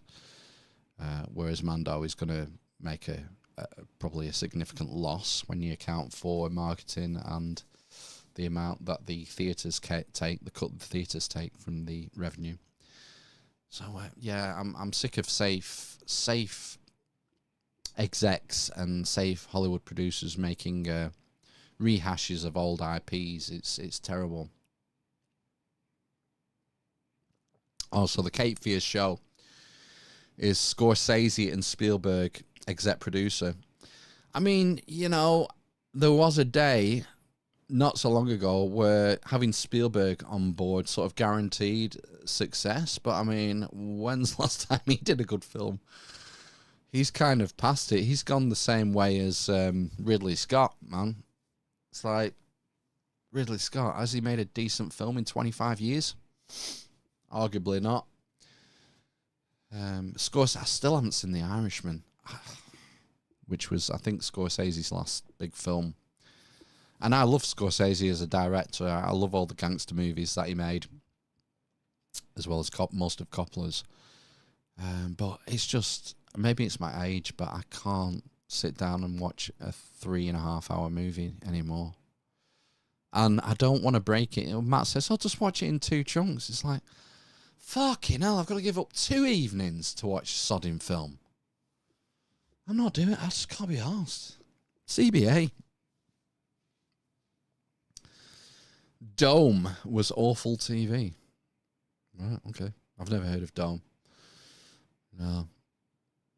I have not been following much on the TV scene other than, I believe, not bad boys, the boys. I believe the boys came to an end, and just like Stranger Things, people are starting to realise now that that show started well for one season, got continuously worse, and then binned the landing, and it's not going to get fixed. And it turns out you just wasted hours of your time on those 5 seasons. For what? For nothing. So I'm glad I didn't bother. Yeah.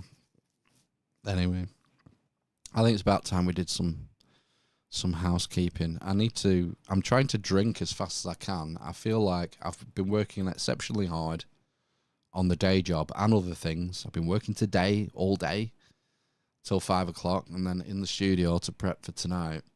And so I was going to treat myself and have the morning off. I say off, like have a lie-in tomorrow before I start work, and give me the excuse to let loose and have a few beers, because I've not really had a drink for about 3 weeks. So I only tend to drink when I'm in here. I'm a social drinker, you know. And I don't know, does it count if you're just talking to yourself in the chat room? Does that count as social drinking? Does that give me an excuse to fucking sink a few tonight? Yeah, probably does, doesn't it? Right, let's do some housekeeping. It's housekeeping time. Don't skip this bit. Share the word through Telegram, Facebook, or a tweet. Gouge the eyes. I'm slow. Let's raise the tone. Gouge the eyes. Help us grow. Do you know what I can do? I can shove this pole in that Tell your friends and plant a seed. Gouge his eyes! Housekeeping time. Return some value. I'm a bit out of Nick. Gouge his eyes. It's housekeeping time. Focus your G. It's housekeeping time. Sign up for the newsletter. I'm so slow. That was like supposed to buy me 30 seconds to pour another drink, and I just can't help myself. I have to fuck with clips and mess around with the stream. There's just something in the air tonight.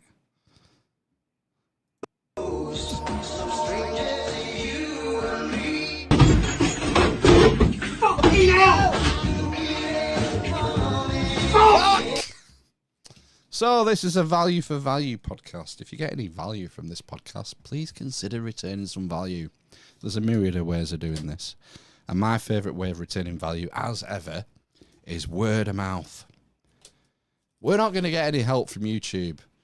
This should be abundantly clear after 425 episodes. And this is where you lot come in. We need you to help us spread the word. Whether you're in Facebook groups, Discord servers, Telegram chats. You know, if you think, you know, you're in a chat room and you think that the people there might be receptive to what we do here, post a link, spread the word, and try and help us get more people involved. This has to be an organic process. And we only have 3 pairs of eyes, ears, and hands, so you know, we need you to help us get the word out, get more people involved, more people supporting the show, becoming producers, sending us ideas for guests. I'm sure Deborah was a guest suggestion in the Element or the Discord or whatever, or email. I'm sure it was. I'm sure she was. Christ. So yeah, we need your help to get involved and spread the word. How else can you become a producer? Various, all the usual stuff. Sign up for the newsletter. Comes out at the beginning of every month. We only send you 1 email. We don't spam you every week with bullshit or sell you details. We just send you 1 email on the first of every month, and it gives you a little sneak preview as to what's going on in House Amish over the following month. So you get a heads up of who's coming on, what guests we've got booked.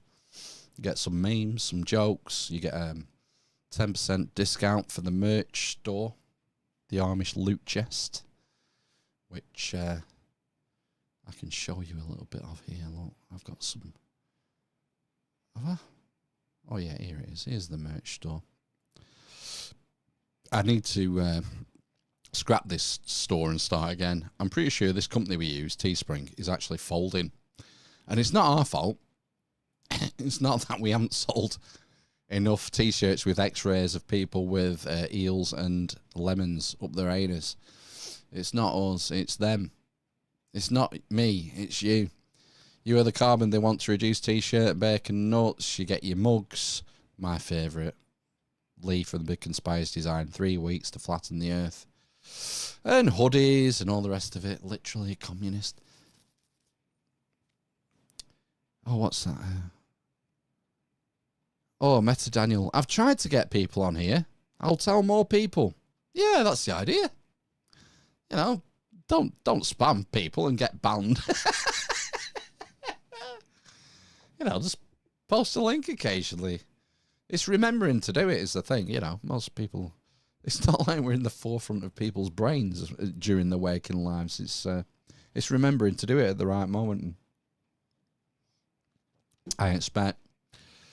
Sniper says, Lance and Andy went to Peasant Bin lobbing contest. Oh, I saw this, yeah. This would be Southampton. Over the Henry Novak case. I saw that they were going down there and documenting stuff with that story. Yeah, I mean, it's not far for them, are they? Are they near Bournemouth? I feel like they're close together, aren't they? Bournemouth, Southampton. It would have been like us going down to Southport when all that was kicking off, but yeah, taking your life in your hands. You might end up in a cell just by being there. But yeah, I'm hoping things have simmered down a bit now in Southampton. It's been a few days, hasn't it? I've not been keeping up with the protests. I know it was it Wednesday when it really kicked off there? Tuesday or Wednesday night? I think it was Wednesday night. I think the body cam footage came out on Tuesday maybe. And it was Wednesday night when it really kicked off, but oh my gosh. Yeah, not good. Not good.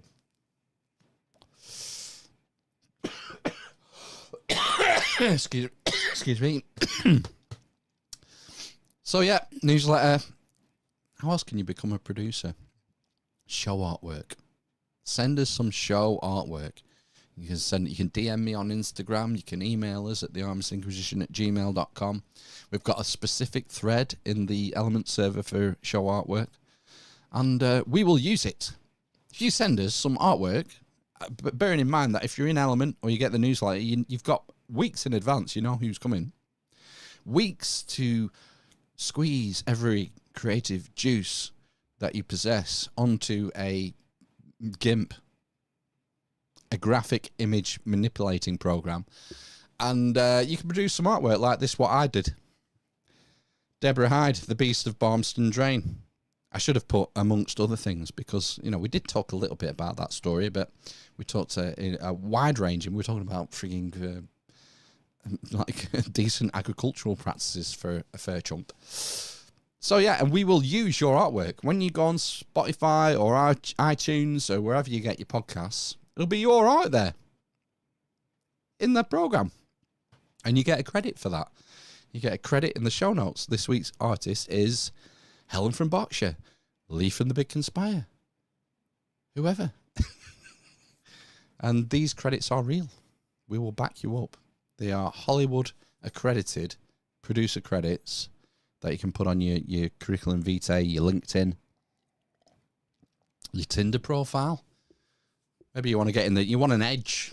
You're on your lonesome.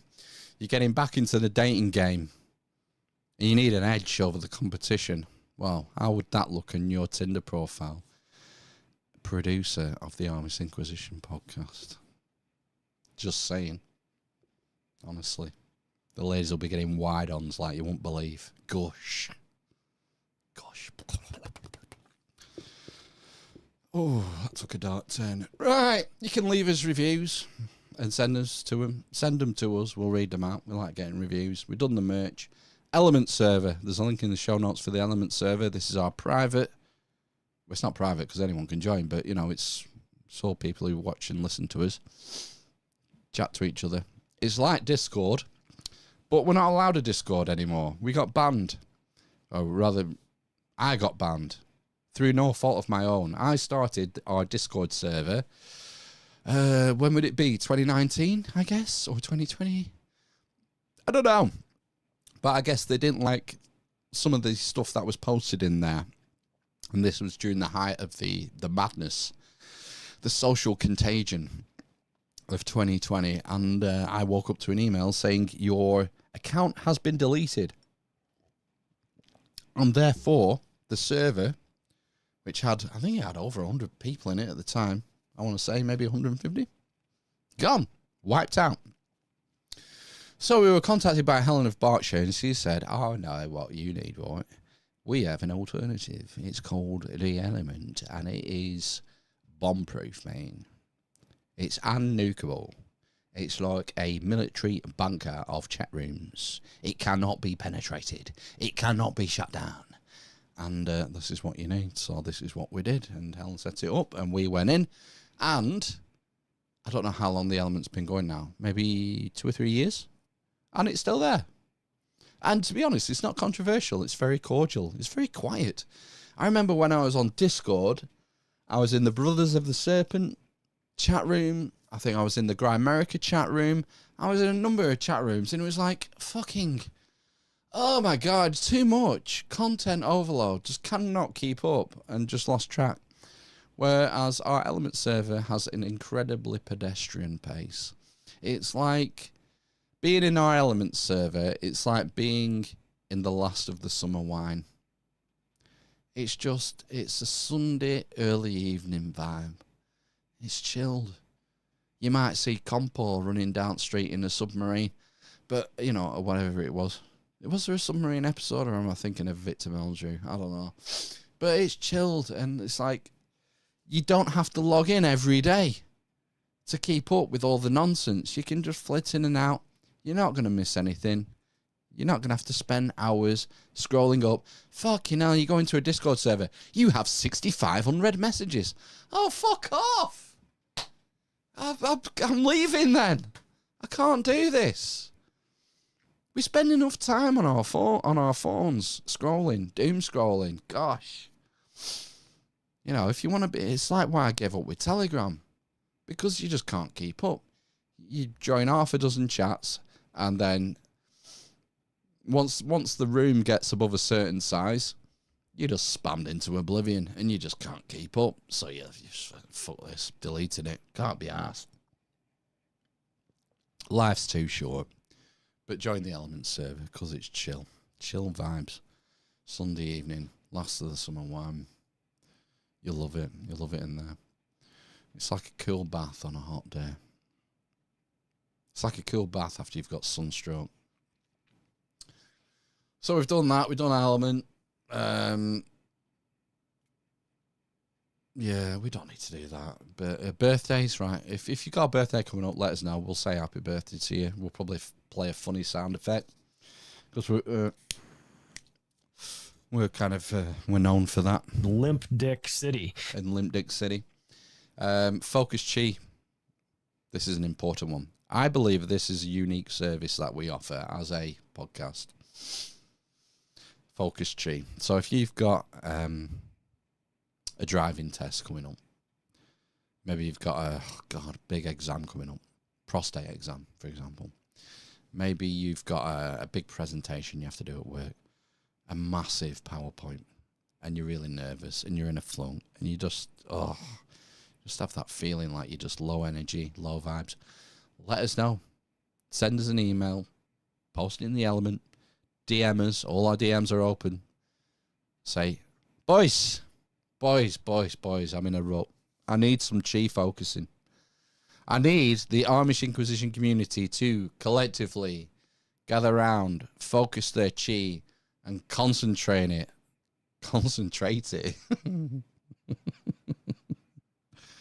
Concentrate on my prostate for the exam, or concentrate it to my third eye, my amygdala, so I have the vision to pass this exam, this GCSE, whatever it is in Latin. And we'll do that for you. We do it. We have a nice sound effect, funny jingle, and it's been incredibly effective. As far as I'm aware, I don't think we've any reports of like a full chi failure. Sometimes it's more effective than others. That's not our fault in the studio, obviously. It's obviously someone at home who's not taking this seriously enough, and they're not focusing the chi properly. You know, we are registered chi focusing gurus, us three in here, but if one of you out there fucks it up, then that's on you, I'm afraid. We take no responsibility or liability for misguided chi that hits the prostate when it was meant to go, you know, to the heart chakra. That's on you. We can't help you with that. Maybe join our online course in chi management and focusing. Link in the description for that. You get 50% off if you sign up for a year. For a year, it's only £30 a month, but if you sign up for a year, you get 50% off. And by the end of that, you will be a registered by us chi focusing practitioner. And again, that's another good thing for your Tinder profile or your Grindr profile, whichever way it swings. It's up to you. Like, we don't judge here, so that's good. Birthdays we've done. Focus chi. I mean, what's the best way to become a producer? The most reliable way to become a producer is to toss us a coin. Keep the mics hot, keep spinning the reel. Your silvers are armor. Your coppers are steel. Echoes in our metal walls, keep it alive. Give us value. Your coins of power, fueling our drive.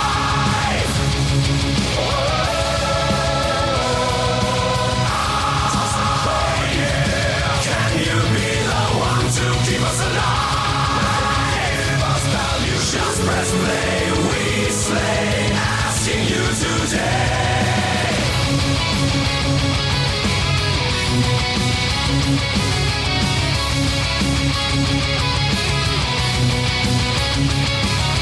Heads or tails, your choice, but every bit helps our voice.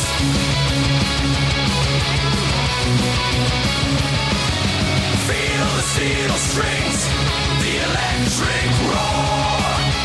Your donations are what we're fighting for. Banging heads, we stand united as one. Can you value flames of your support? Have just begun. Yeah!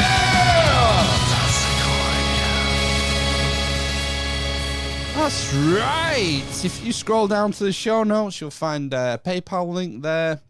Or buy us a coffee. You can do one-off donations, or you can sign up for monthly recurring sustaining donations, and these all go to the running costs of the show, whether it's paying for Zoom every month, or the web hosting, or restreaming Aircast, or the streaming shit.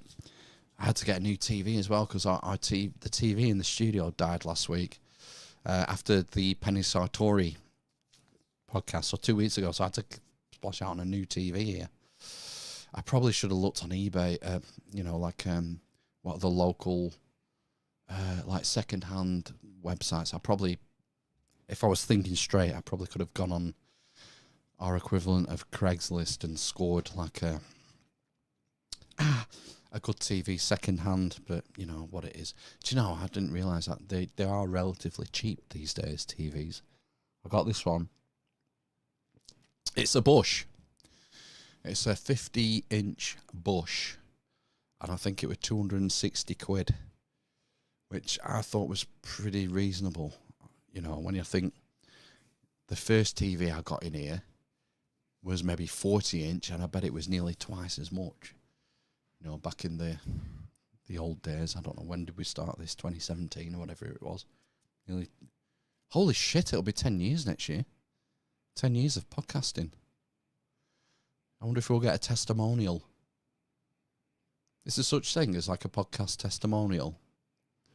Where like, I don't know, like Sheep Farm and like Mark Bajirkles and, I don't know, Black Sheep Researcher, who else is on here?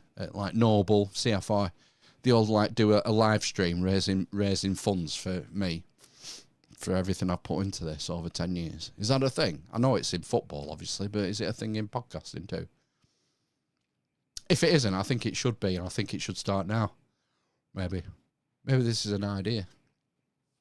Maybe this is something we should implement. Podcasting testimonials for 10 years service. Every fucking week for 10 years. That's mental. Not every week, but near as damn it. Gosh. Get less for, well, I won't say, but there was a story out of, what was it, Bradford this week. 15 animals getting sent down for, you know, what do they call it? The old grooming gang shit. Some of them only got 10 years. Fucking hell. What a disgrace. Anyway, don't get me on politics and be here all night. So yeah, PayPal, buy us a coffee, help support the show and the running costs. Do it for the lads. Lads. Because only you fuckers out there watching and listening can Save Plotland. And keep the shit show going and keep us running. So, what I need is a sound clip because I still haven't sorted out this bloody roadcaster. Do I go to music? Yeah, I'm going to go to music, search music, and I need to search for dwarf. Come on, spell. There we go, and I need to find it. That'll do. That'll do there, pig. Let me just see if it plays, though. The dwarf. Yeah, it's going to play, it's going to play. So with that said, I think it's about time we thank the producers for episode 425. Hell's bells. Who've we got? Producers. It's a rollover. It's a rollover week. Where's Mystic Meg?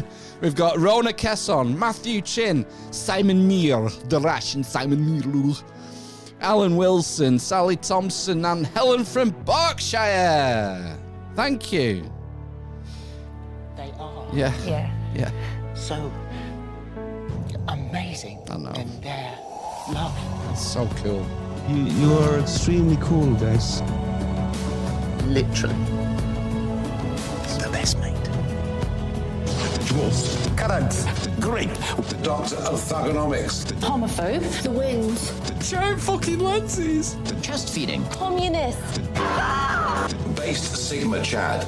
Corn pop. Cunt. Baby penis. Inner asshole. These clockwork clowns are... The dime bar. The number 11. The vegan on the bus. The blind man. The big chungus. The cripple and the mother of... Smelly Pickering! From hell. Bring it on. Are you retarded? I don't get it, I never will. And the sea is always right. Wish I had something on my ass. You're getting bummed now. Is that right? Show me what you got. Whoa. Dirty and thick. I wasn't expecting that clip to end so soon. Evening Sute. Oh, the Sute. We are dancers in vibrations. Welcome. Fist bump, green heart, fire and stars. Wow. What a rich soup of emojis. Thank you for joining us, Sute. The Sute. Where's Sweep? You brought Sweep with you. Sniper says we should fine Ben and Matt for no show 2 weeks running to pay for the new roadcaster. Yeah, good luck with that. Yeah, I did contact Rode about the Roadcaster 2, which doesn't work anymore, and they sent me to like the regional repair thing, and I got halfway through the procedure, some sort of online procedure, and they wouldn't even like give me a quote for how much it's going to cost. It was like 100 quid for the first hour, £50 an hour thereafter or something. I was like, well, okay, but what's it going to cost? How many hours is the job? So, well, we don't know. You have to send it to us. All right, okay. I thought, it's quite a common failing. I thought you might have a bit of experience in fixing things, when someone tells you what the actual fault is exactly. But, you know, whatever. It's fine. It's fine. It's fine. We'll get it. We might get it fixed eventually. I'm the whore of Babylon! So anyway, yeah, thanks for your support for another week. It really does mean the world to us. Putting your hand in your pocket for what is essentially a free podcast without any paywalls or corporate sponsors. We do appreciate people reaching into the pocket to support us. It really is something. It's something. It's definitely something. ISOs. End of show ISOs. I don't know how this is going to work because, I mean, we usually have a three-way vote on what ISO we're going to finish the show with, but if you're new to the show, we always finish the live stream with a little isolated clip that's been picked up. And I've got two. Well, I've actually got three, but the third one is a secret. I was going to play it tonight, but someone isn't here. So ISO number one is you're going to have to vote in the chat, by the way. I'm going to look for some votes. So number one, relief. Oh, what a relief. Oh, what a relief. That's number one. Oh, what a relief. Okay. Number two is Mad Bastards. I love these like mad bastards who do stupid things. Number two again. I love these like mad bastards who do stupid things. So, what's the vote? It's either one, relief. Oh, what a relief. Or two, Mad Bastards. I love these like mad bastards who do stupid things. I mean, I think my vote is probably the critical drinker. I think it's number two. I think I'm going to vote for number two on that one. I think it's clearer. It's more legible. It's kind of, I think it fits more with the vibe of the show. I love these like mad bastards who do stupid things. Number two, I don't know. Tell me what you think. What do you think in the chat? Or maybe you've all gone to bed now. It is 10. Is it after 10? It's just hit 10 o'clock. I think some of you are probably turning into pumpkins. You're probably leaving me now. Leaving me on my own. Sniper Mike wants drinker. Yeah, I tend to agree. And it doesn't look like anyone else is going to vote. So, that's our quick slurp. Say it quick. You can't beat a cold Doom bar in a hot studio. It's going down so well. Absence makes the heart grow fonder. I've not had a Doom bar for a couple of weeks. Sublimated Node wants Mad Bastards as well. You could just put two, number two. I love these like mad bastards who do stupid things. But I appreciate the effort. Right, that's 3 votes. There's no way... Oh, what a relief. Number one, relief is winning. So we'll go for that. That'll be the last thing we play tonight. I love these like mad bastards who do stupid things. I did have a third ISO, but that was before I found out Matt wasn't coming. But he won't watch this anyway, so this is what I'm going to play next week when he comes back as an ISO. Keep it to yourself. I am a gooner. Fuck's sake, you cunt. I am a gooner. A raging stunk on images everywhere. So, yeah, I'll save that for next week. I'll save it. Keeping that in the skyrocket for next week. We're all mad bastards here. Yeah, I think you're right, Sniper. I think we pretty much are, aren't we? Certifiable mad bastards.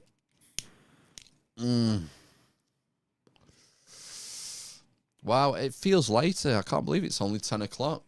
It's like, when the other two are here, it's normally like getting on for 11 o'clock by the time we've done the housekeeping and chat shit. Did we finish early with Deborah? I know we pretty much started on time, but maybe we finished earlier. I don't know. But, yeah, it feels kind of early, and I'm running out of content. I was planning on asking Matt about his travels and such, but he bailed. He's not coming, so maybe we should do a news story. We got an absolute humdinger of a story in the Element server from Lady Helen. I'll just have to pull it up here. It's kind of cryptid. It's ghost. It's paranormal related. It took me a minute to realise that Bruce Forsyth was dead, but he is dead, isn't he? But fucking cookies. Yeah, here's the headline: Bruce Forsyth's drunk ghost terrorizing joggers by singing Japanese national anthem. I think we're living in a simulation, aren't we? Maybe I should, people won't believe me. Maybe I need to grab a screen grab of this just to convince people that this is actually real. Yeah, we'll do that. I'll grab it here. Look, just on the fly editing here. Where's the Alt button? Here we are. Yes, this is a real story. Bruce Forsyth's drunk ghost terrorizing joggers by singing the national anthem. Exclusive. I mean, just because it's the Daily Star doesn't mean it's complete, nonsense, does it? One nervous runner on his way to a park run in Bedford claims to have seen a drunk apparition of the former Strictly Come Dancing host singing loudly. Now, the thing that throws a bit of skepticism, I'm trying to think about how Deborah from part 1 would look at this. One witness. It's not a good start, is it? I feel like when you're talking about a drunk ghost of Bruce Forsyth, fuck me, put my teeth in. Bruce Forsyth singing the Japanese national anthem. Maybe more than one witness would lend a bit of credulity to it. Anyway, let's see what he has to say for himself. Here we go. Bruce Forsyth's drunk ghost has been terrorising Bedford residents. Now, residents is plural there, so they're better, Daily Star. There better be more than one witness here. Bruce Forsyth's drunk ghost has been terrorising Bedford residents by performing an operatic rendition of the Japanese national anthem, it's claimed. How did they even know it's the Japanese national anthem is my first question, because I would never know. I couldn't hum it. If you played the Japanese national anthem to me, I would not recognise it. Quote, on the way to the Bedford Park run after leaving the front door, I couldn't believe what I heard, one nervous resident who asked to remain anonymous told the Daily Star. Okay, so one witness, and one witness without the balls to put his name on it. Or her name on it. Then, when I drove along... This is Bedford, is it? It's not down south, isn't it? Then, when I drove along, I could hear Bruce's operatic voice belting out the Japanese national anthem. It was worrying. The resident, who has previously claimed Bruce's ghost lives in the boot of his car...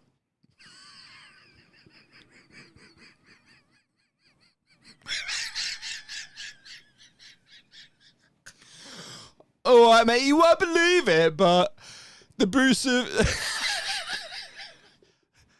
ghost of Bruce Forsyth lives in the boot of my car. The resident who has previously claimed Bruce Forsyth's ghost lives in the boot of his car said he believed the poltergeist was drunk. Now, I don't think... Chat, help me on this. I don't think that an apparition, a poltergeist, can become intoxicated. Because I don't believe they can consume alcohol. Or maybe they were drinking spirits. That's what it was, yeah. If the poltergeist drinks spirits, then maybe they get drunk. Badum. I need a soundpad for that. I came to the car on Saturday morning to discover both Bruce and all of my weekend beers gone, he said. What a coincidence. Immediately I was perturbed. The only thing worse than the ghost of Bruce Forsyth is a drunk one. He's very confident about his singing abilities. Why he chose Japan's national anthem, I don't know. According to the witness, joggers on Bedford's weekly park run were soon put off their stride by the howling, floating Brucey. Again, where are all these witnesses, man? Once he finished his version of Japan's national anthem, the former Strictly Come Dancing host announced he had just put a $5 on Japan winning the World Cup, according to the resident. Okay. At odds of 100 to 1, oh my God, is this a fucking native ad for Betfair? At odds of 100 to 1, that'd be a hefty payout should the Japanese side triumph this summer. Yeah, well, they're not going to, are they? It's not the first time in recent months that Brucey has been involved in paranormal news. Ooh. Really? Earlier this year, a psychic says she had reached out to the late TV legend to get his take on Tess Daly and Vernon Kay's shock split following the end of their 23-year marriage. Is that right? Have they split up? That totally passed me. Is Tess Daly back on the market? Stop the phones, man. Tracy Wolterton claimed Brucey was firmly Team Tess. Well, I'd be pretty firmly in Team Tess as well, to be honest. She said, I've tuned into Bruce Forsyth, and as there was so much love and respect for this woman, he says, what the fuck is this writing, Daily Star? Let me try that again. She said, I've tuned into Bruce Forsyth. Oh, this is the psychic. The psychic has tuned into Bruce Forsyth. And as there was so much love and respect for this woman, he says is backing her 100%. He said, go with what makes her happy. Or rather, he said, go with what makes her happy. God, that was a terrible Forsyth. He says, whatever makes her happy, makes her happy. She deserves it. And he went, nice to see her. To see her. Nice. Tracy claimed the messages she received suggest the relationship has simply run its course. I see the lovers have phased out, she said. They love each other, but not like they used to. It's been an emotional roller coaster and a long time coming. Right. What a strange divergence from the original story, but hey, that's just the way it is. We'll take it. We'll take it. Oh look, you're getting a little glimpse of my show notes there. Tolworthy. Chris Tolworthy shall return. That was a little reminder for me to remind Matt, because he books all the guests now. But yeah, I heard on the grapevine that Chris Tolworthy shall return to the podcast, which is fantastic. It's one of my favourite guests. Absolute genius guy.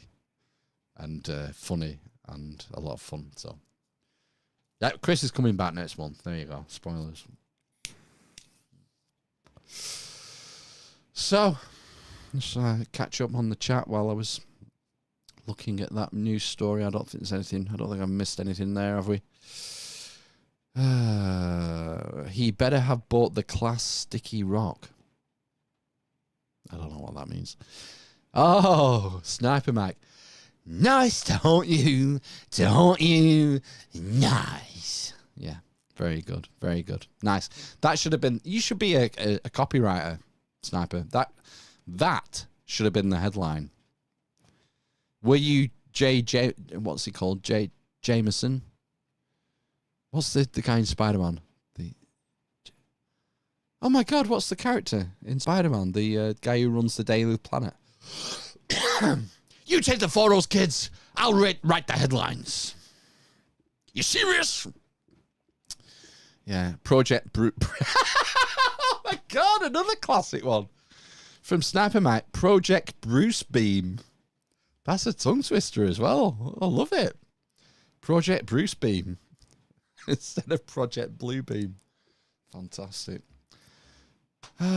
Stellar Wings. Oh, that's a new handle. I don't recognise that handle. Stellar Wings 111, or is it Stellar Wings 111, or is it Stellar Wings 111, or is it Stellar Wings 11-1? It was wonderful. Okay, what was the story, or just whatever you had for tea? And I heard it through the grapevine. Okay, interesting.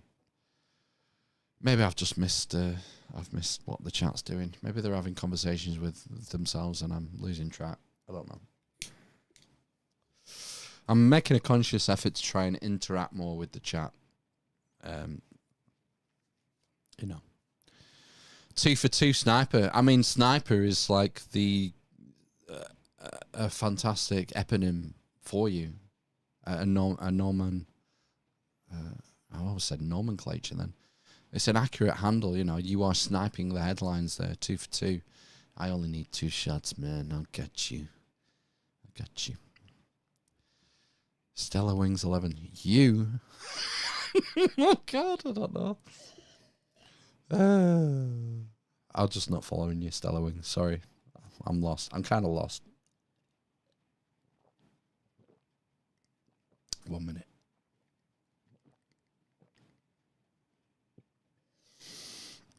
Down it. I hope to God, you know, I wonder if you can ever foresee a future where YouTube sort of bans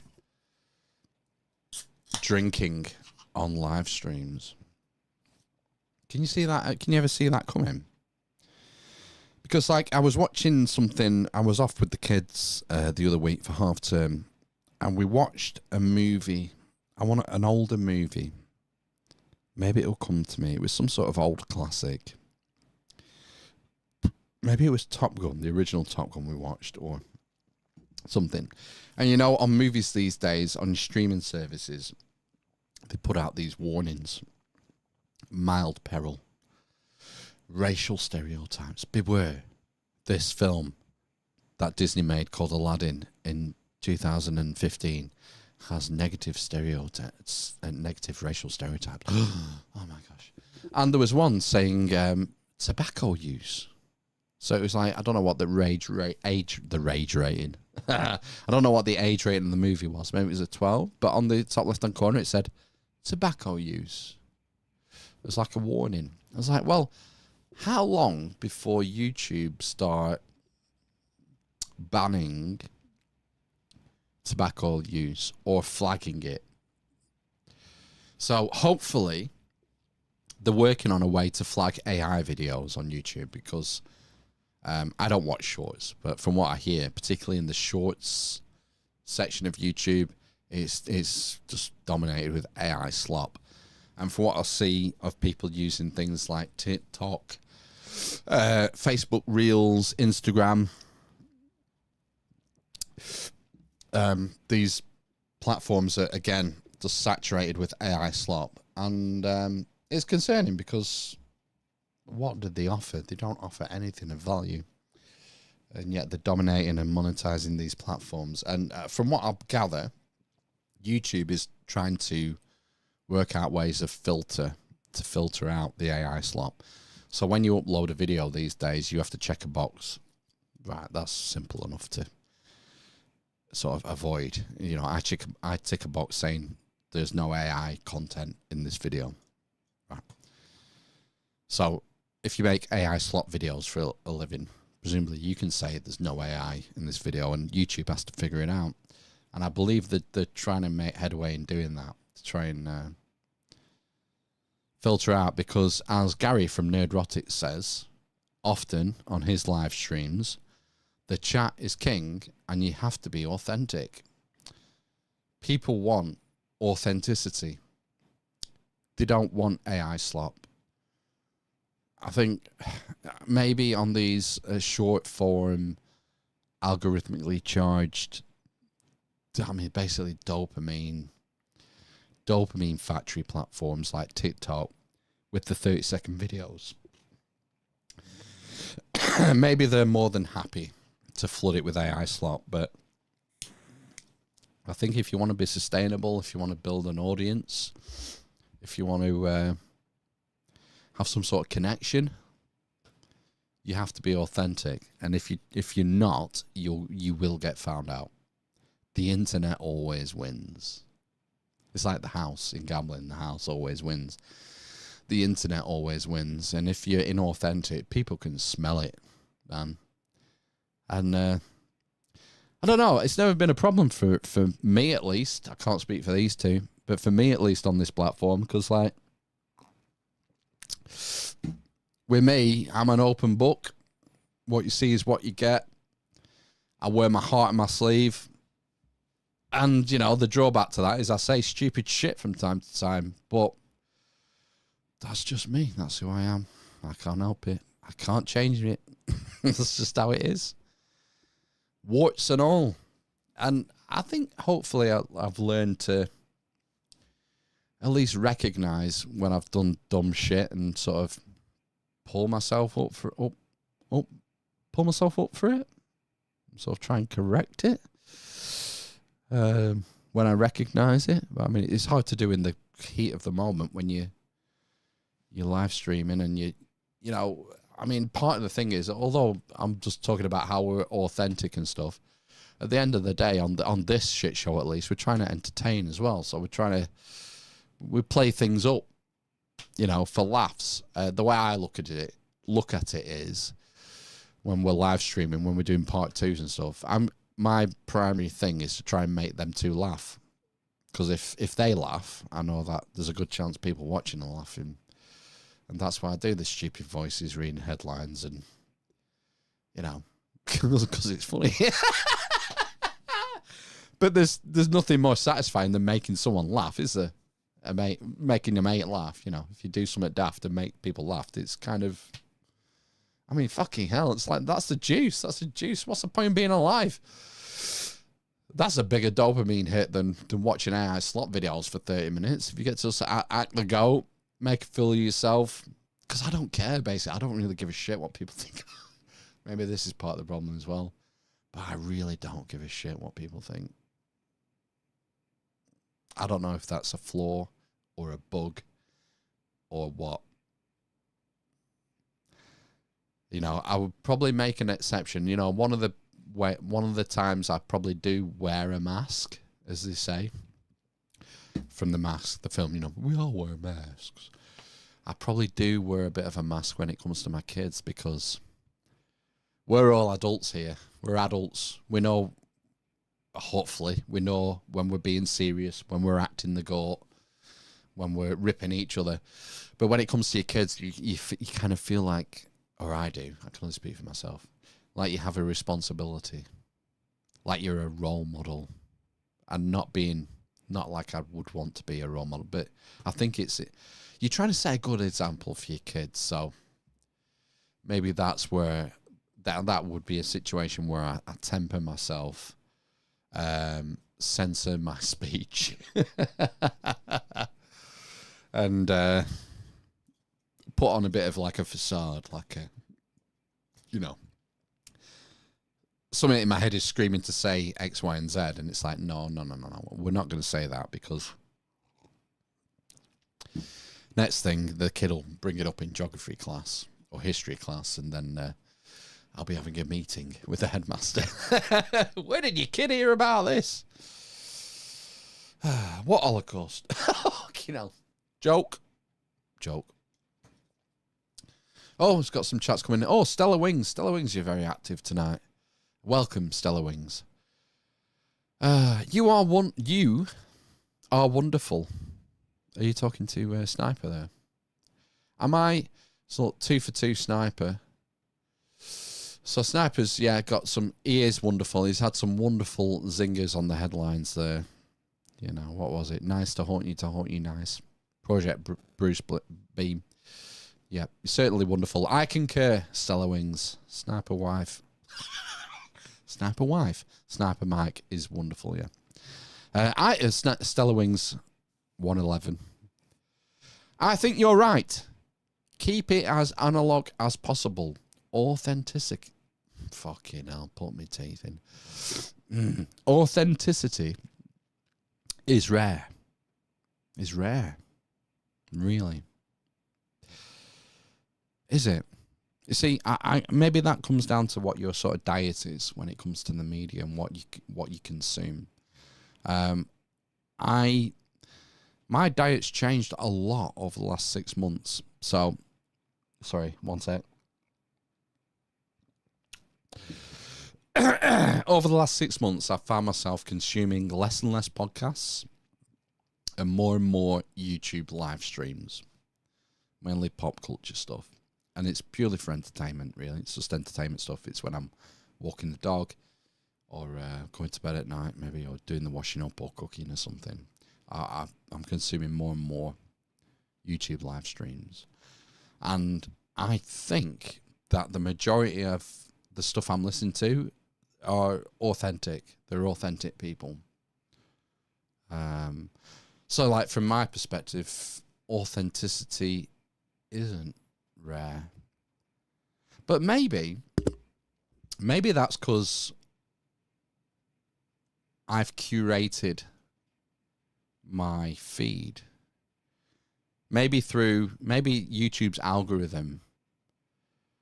Maybe via YouTube's algorithm, by me selecting things, maybe I've siphoned out the people who are fake and gay, the people who are fakers, geomakers.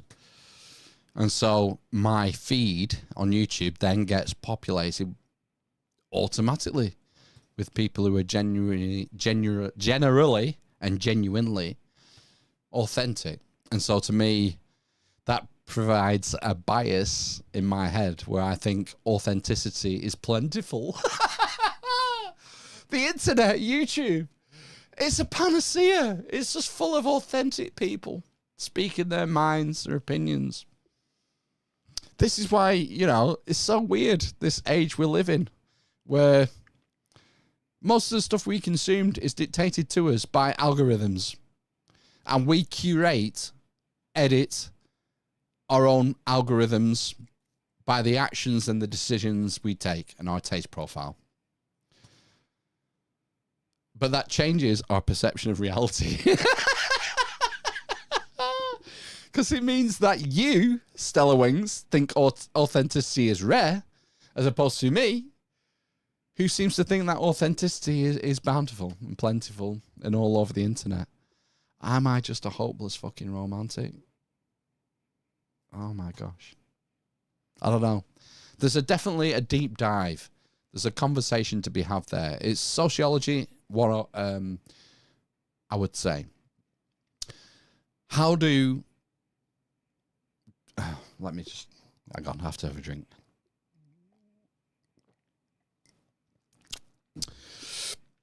How does massive international corporate algorithm from, say, YouTube influence public perceptions? That's a very broad one, but you could say it influence perceptions of media, perceptions of politics. I'm sure like Cambridge Analytica would be able to, if we grease their palm with enough crypto shekels, they'd be able to do a quick white paper on such a question.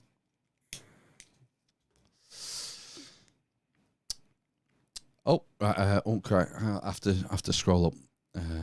Analog authenticity is rare. Okay. Stellar Wings again. Same with the running my mouth, but owning what is hard. So, I have to rewind my brain here. So, Stellar Wings is concurring with me about running my mouth, or your mouth, or our mouths. But owning that is hard. Big mistakes made here without the understanding, or sharing an understanding. Yep, I'm the same. Humor is paramount. All I would say, I don't know where you are in your sort of journey, Stellar Wings, But when it comes to running your mouth and making mistakes, which I've done lots of, one thing I did learn was to not beat yourself up about it. And I'm not accusing you of doing that. I just don't know where you are in your... Don't know how old you are, how experienced you are, how much you ran your mouth, how many mistakes you made, or how much you beat yourself up about it. But all I would say is what's done is done. And I don't know if it's just a me thing or if it's a we thing, but I tend to, or tended to beat myself up over things I'd done in the past or things I'd said in the past and replay them in my mind and... sort of like, oh, why did I do that? And feel embarrassed and shame. You feel shame for things you've done. And I came to a point a number of years ago where I thought I just kind of tried to nip that in the bud because you got to take the learning. Punishing yourself by replaying this shit over and over again, it doesn't do anything for you. So you got to recognize the mistake, recognize it, take it as an opportunity to learn. What have I learned from that? Well, you ran your mouth out a bit too quick. Yeah, but that's what I do. Yeah, I know that's what you do, but maybe if you're talking about a very delicate subject, maybe pause. There was a Jordan Peterson thing. I can't remember what he said. He says a lot of things. But I remember in 2016, 17, 18 maybe, when I was reading his first book, he made a point about choosing your words carefully. And I agree with it to a lot of, he does. He did. I don't follow him anymore, so I don't know what he's up to. But when we're in prime Peterson in 2017, he was very careful with his words, very... not positive, very deliberate with his phrasing and such. Which is great if you want to be someone who destroys. Peterson destroys. Kathy Newman. Peterson destroys. Libtard, left wing, whatever, whatever's going to get clicks on the algorithm. But, I think that's cool and that's all good. I understand the message, but I'm just a bit of a loose cannon. I like the chaos, man. He's like, I remember reading his first book. Was it The Antidote to Chaos? 12 Rules for Life, The Antidote to Chaos. And he was arguing that we've got too much chaos in the world and we need more order. And he makes good arguments for it. And I like a lot of his rules. I think a lot of them make sense. Whatever, but I'm just a bit of a chaos merchant, man. Sorry, that's just the way I am. As the scorpion said to the frog, it's in my nature. And I'm not going to fight it too much. Maybe we shouldn't fight against our natures too much. Again, it's balance, isn't it? It's yin and yang. The yin and yang sign? I know everyone watching and listening are fucking esoteric masters, but for those who are watching and listening that aren't, the yin and yang sign, it's that half of it's white and half of it's black. That sort of, it's like a comma. It's like a comma symbol from the old English language GCSE days. It's like a white comma next to an upside down black comma. And they represent order and chaos, or light and dark, or hot and cold, or the polarity of reality. But the thing that people often miss is that inside the white comma, in the center is a little black dot. And inside the black comma, in the center is a little white dot. There's a little bit of chaos in the order. There's a little bit of order in the chaos. So, something to bear in mind. Oh, yin and yang masters. Oh my gosh, I've just done my favourite.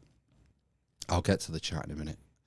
This is my favourite symbol. Was it Terry Boardman? Was it Terry Boardman who taught us about this symbol? For those on audio only, I'm doing the sort of famous Buddhist, what would you say, like not not a genuflection, like a show of respect hand signal where you take a closed fist and put it to an open palm like this. And I've heard people say that this is like a Rosicrucian symbol, but I think it goes back fucking thousands of years before the Rosicrucians. But it's about balance, getting back to the yin and the yang, and a white dot in a black comma, blah, blah, blah, blah. We've got the fist. It's clenched. It's concrete. It's powerful. It's a sign of concrete power. Material. And then we have the open hand. It's open. It's airy-fairy. It's an air symbol. It's like tarot. It's tarot. It's like you've got earth in one hand and water in another hand. Where's Ryan 7 when you need him? He'd be able to explain this 20 times better. He was in the Chime Part 1. I bet he's fucked off now when I actually need him. And so when you bring these together, order. The fist, concrete, material, predictable, order. And then the right hand, which is open. It's open, it's airy-fairy, it's chaos, it's a bit of chaos, it's a bit of, yeah, whatever. We'll go for breakfast whenever. Just meet me somewhere. I'll meet you at town at 11-ish. And you bring these together. Order and chaos. To show that you're aware of the polarity of this reality, and you're humbly trying to bring these two opposing forces into alignment. Say, yeah, whatever happens, and shit always happens, what's my reaction? Order, chaos, bring them together, bow in gratitude for having the chance to live in this realm, however it's constituted. And we move on. We move on. Right, let's go. Sorry, that was a bit kind of deep, that almost, wasn't it? I'm going to have to go. I'll catch up with the chat in a minute. I'll just need to go for a quick wee, and then I'm going to down some more Doom bars, and then we'll go. In the meantime, I've got a little... I don't know if you folks...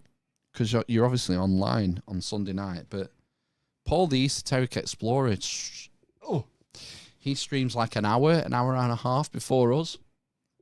And I just seen this video. It's my little intro video I did for him on the History CV, so I'll just play that. Because I think, in fact, it's probably not long enough for me to go for a piss, but I'll play it anyway, because, you know, bit of chaos in it.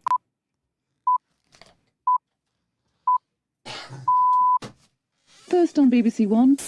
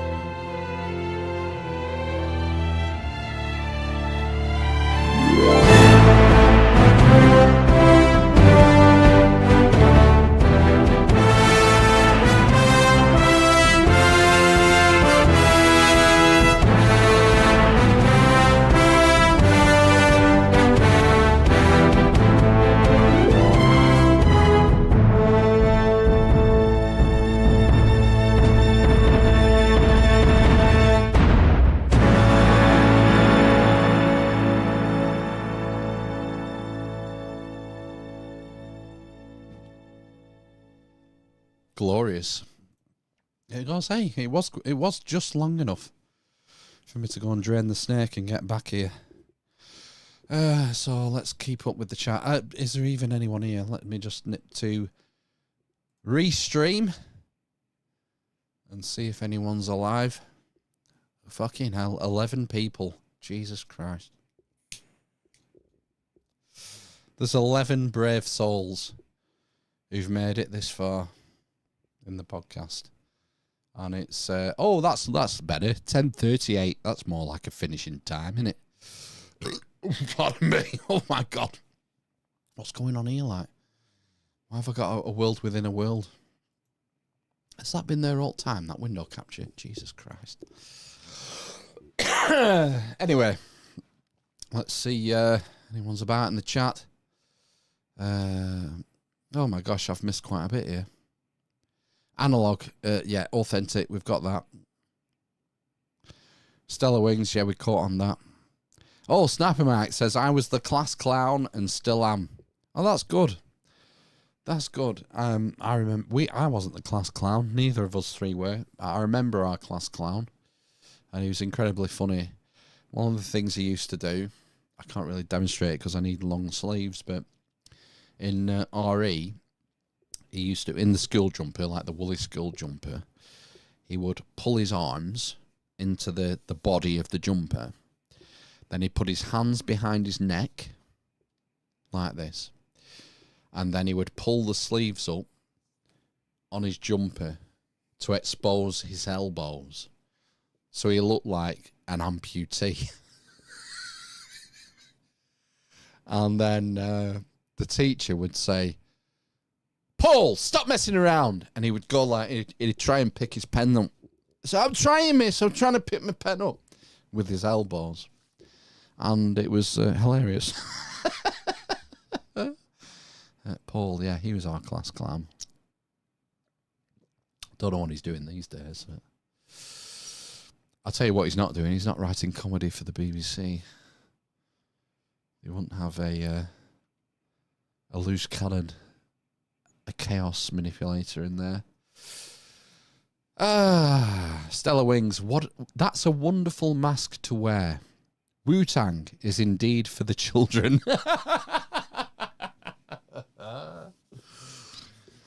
Yeah, maybe. I try to expose my kids to different stuff when it comes to music and stuff. In fact, I I have a playlist in the car when it comes to whether it's taking my eldest to footy training or going shopping and whatever with youngest. And I have been putting more R&B in there. I'm pretty sure we have some Wu-Tang. I remember being in the car the other day and Regulate came on. I just watched my 10-year-old's awe as I just did it word for word, like I hit just hit the east side of the LBC. I hit every line of Nate Dogg. Like, I think he was quite amazed. I've got Outkast on there. I've put Outkast on there. I put a load of early Kanye West on there. I was a massive Kanye West fan when the College Dropout came out. Would that be 2002? I want to say. Roughly 25 years ago. That's frightening. Yeah, I was a massive fan of the first Kanye album. Second album was decent. Not quite as good. And then I kind of lost track. 808s and Heartbreaks, I lost track of Kanye West, unfortunately. But my 10-year-old let slip that he likes Eminem once. I was like, oh, you like Eminem? Right, well, let's play some, I'll get you some proper rap music. Fucking Ice-T. Da-dum, da-da-da-dum.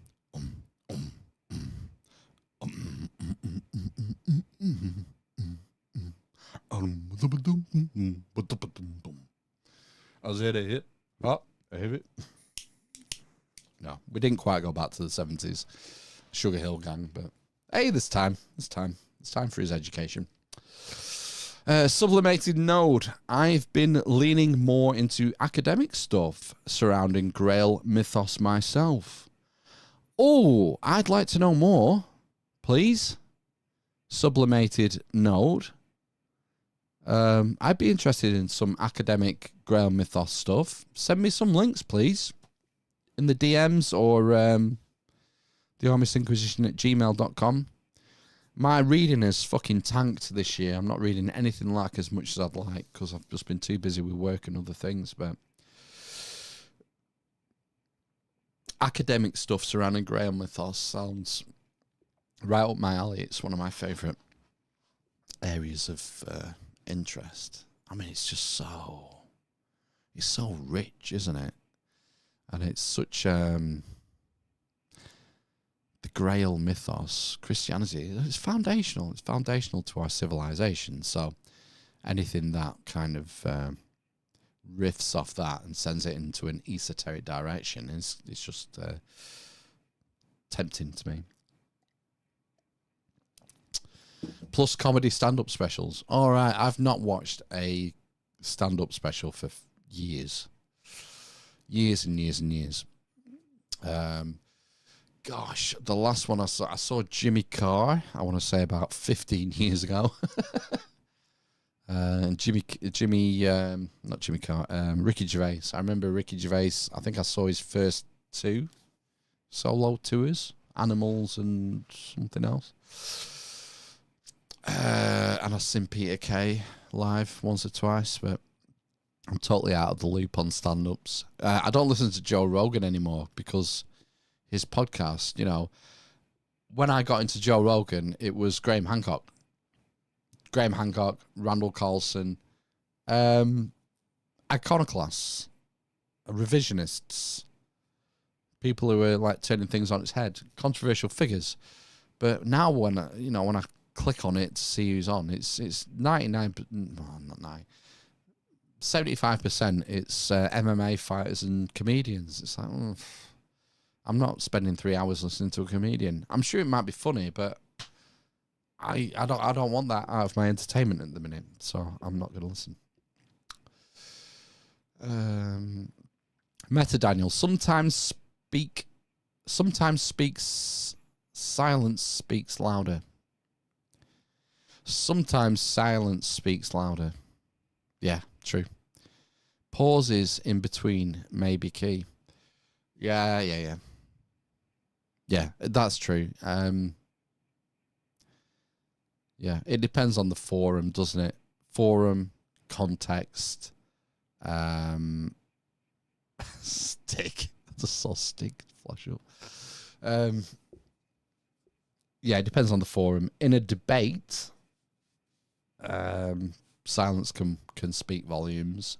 On a live stream, maybe not so much. What do they call it? Dead air. You can't have dead air. People switch off, lose attention when there's dead air. In most forums, maybe not as much on here, but yeah, silence speaks volumes. It's the famous phrase, isn't it? Lister. If it needs saying, say it. Don't beat about the bush. Yeah, I can't really argue with that. I agree with that. See, I agree with that, but I tend to get criticised for being too blunt,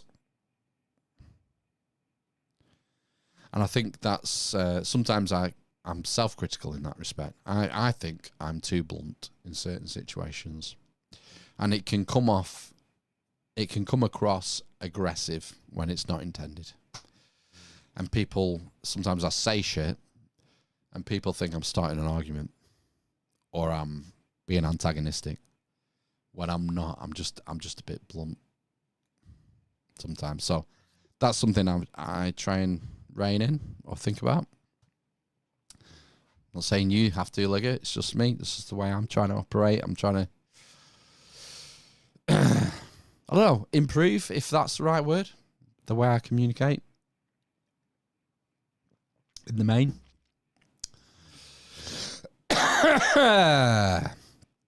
Yep, don't beat about the bush. Sniper Mike, the slap can be as strong as the fist and twice as humiliating.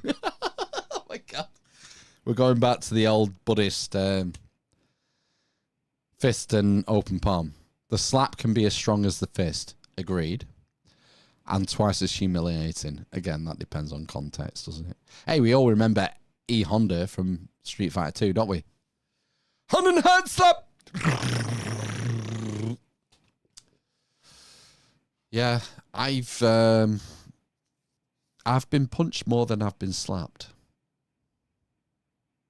But the slaps are more humiliating. You're right. And we know why that is, don't we? Because generally slaps come from the fairer sex and punches come from the men. I've never been slapped by a man. I mean, I presume that is what you're getting at. That's twice as humiliating as being punched. Yeah, I've never been slapped by a man or slapped a man.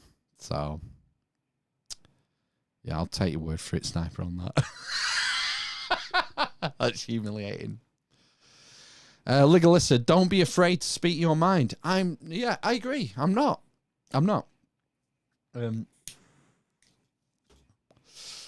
Yeah, I'm not afraid to speak my mind. I think what we're talking about is delivery. So, methods of delivery. You can speak your mind in different ways. I have a tendency to be very blunt, verging on aggressive. Sometimes it's more effective to temper that. And so you can still speak your mind, but do it in a way that is more likely to maybe get a positive result. Or, bring people with you. Making allies rather than enemies, but you know what I mean? If you speak your mind, it comes over aggressively, it becomes confrontational, and the conversation changes. The tone changes. So you can speak your mind, but be funny with it. I mean, maybe this is what, a gift that comedians have. You can speak your mind, but do it in a, what would you say? A disarming. You can do it in a disarming way. And maybe that's more effective than just coming straight out with it without the filter like I would normally do, and you end up in arguments. So that's all I'm saying, is that, looking to improve things. That's all. And the way I interact with the world. I think we all should be doing that. Trying not to be a fundamentalist on my views. Only a Sith deals in absolutes. And trying to learn and grow and improve.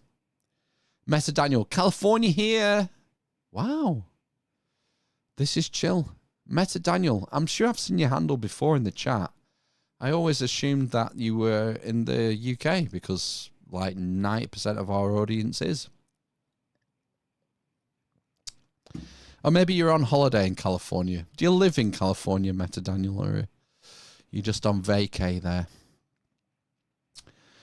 The Sute, we are dancers in vibrations. Been lurking on one. What?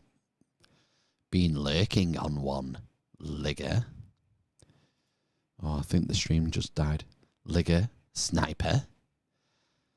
I just need to check restream because we just had a message that the server disconnected. I just need to... oh, gosh. I just turned the TV off, the monitor by accident. Let me fire that up. I'm guessing you've gone now. That the stream has died. I'm just going to fire the TV up. It takes a minute. And then I shall check a restream. I'll refresh this page and see if the stream has died or whether it's reconnected. Only help me, Obi-Wan Kenobi. You're my only hope. No, it seems we're still streaming. A few of you have dropped off. There's only 12 watching now. We lost some. Oh, man overboard. There's only 12 of you watching now. Fuck me. What am I doing? Do you think Sheep Farm Rise Above at Bejirkles would be streaming to 12 people at 10:53 on a Sunday evening? I'm only joking. They're all the sound guys. Where was I? I was catching them on the chat. Now, a new username. Just JP73. Are you John Parrott? Is it John Parrott? Just John Parrott, 73. Did you win like the Youth Masters in 1973? Is it John Parrott? And I can't see an avatar or anything. It says Suts. And wow, what a mix of emojis there. We've got a man with a sign of bacon on his head, a black guy giving the peace sign, finger hearts, a acacia. Would that be a stem of acacia for the DMT? And then a fire. Right, so basically you're burning the acacia twigs to make a love heart, black peace symbol, and then by the end of it you got bacon on your head wondering what you've been doing for 48 hours. I mean, that's DMT for you, basically, isn't it? Nice. Like it. Don't recognise the handle. Just John Parrott, 73. Welcome. Sublimated Node. Ralston College has some good videos on T.S. Eliot and the Wasteland. Okay, that's from left field, isn't it? It's Ralston College, so is that a YouTube channel? Ralston College has some good videos on T.S. Eliot and the Wasteland. Right. I don't know that channel. If it is one, I shall try and remember to look it up and find it. Meta Daniel. Hey, when's the next Mark PS stream? That's how I found you the first time. Oh, Mark Palmer Steves. My family thinks I'm crazy. That's how you found me the first... us, not me. That's how you found us. Good shout, right? I don't do the guests anymore. I have people who do that for me. I don't book the guests. The minions do that. I shall what would you say? I'll instruct the minion who normally sits here to sort out a live stream with Mark, because gosh, it's been a couple of years. I think the last time I spoke to him was after I saw that UFO out here, weren't it? And that's probably, 18 months ago? 2 years ago? Fuck, yeah. Yeah, I'd love to catch up with Mark. He's proper chill. Nice guy. Mark Palmer Steves. My family thinks I'm crazy. Find him on wherever you find your podcasts. I don't know, does he... I think he was on Rumble maybe the last time we spoke. I don't know if he has a YouTube channel anymore. And I can't bother searching now, but maybe I'll search after. Yeah, Mark Palmer Steves. We'll get him back soon. Sublimated Node. I am fascinated in the syncretism between Dante's Satan in the lake and the Fisher King. Wow. That's a hell of a statement.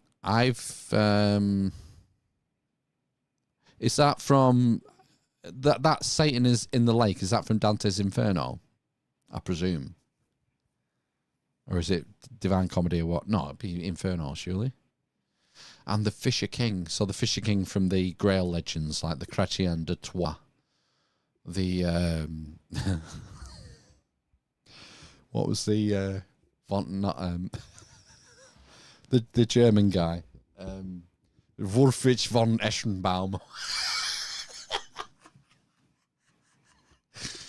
Chrétien de Troyes.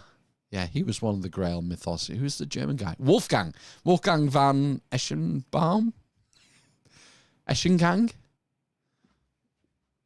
I can't find it. I'm going to try and find it on the shelf now. I'm just not going to, am I? Wolfram.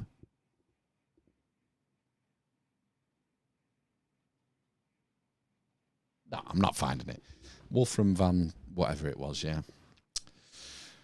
Yeah, I'm sure he was one of the first sources, wasn't he, for the Fisher King myth? And then that was part of the folding into the Grail legends.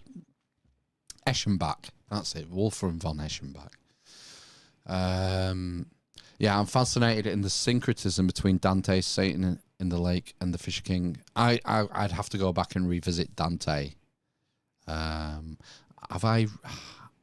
thought I'd read Inferno. I don't think I've read the Divine Comedy.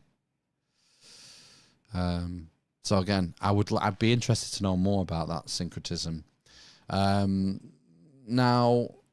the Grail, the romance authors predate Dante, no?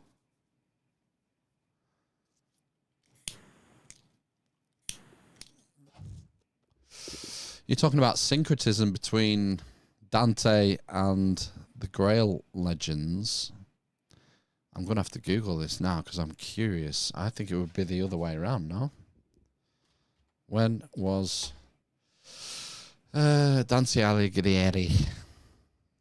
I don't want an Italian restaurant. I want to know when he was alive. Oh my god. All right. Fuck me. 1265 to 1321. Ooh, so they could be contemporaneous, you know. So Dante Alighieri, 1265. So let's try Chrétien Latois, French poet. When's he around? Wikipedia. 1160 to 1191. Fuck me. So he died at 31. He predates Dante. Okay, let's try Wolfram. Wolfram von Eschenbach. He's late. I think he's a bit later. Wolfram von Eschenbach, 1160 or 80 to 1220. German knight, poet, probably a Templar. Oh, okay. So he's dead by 1220.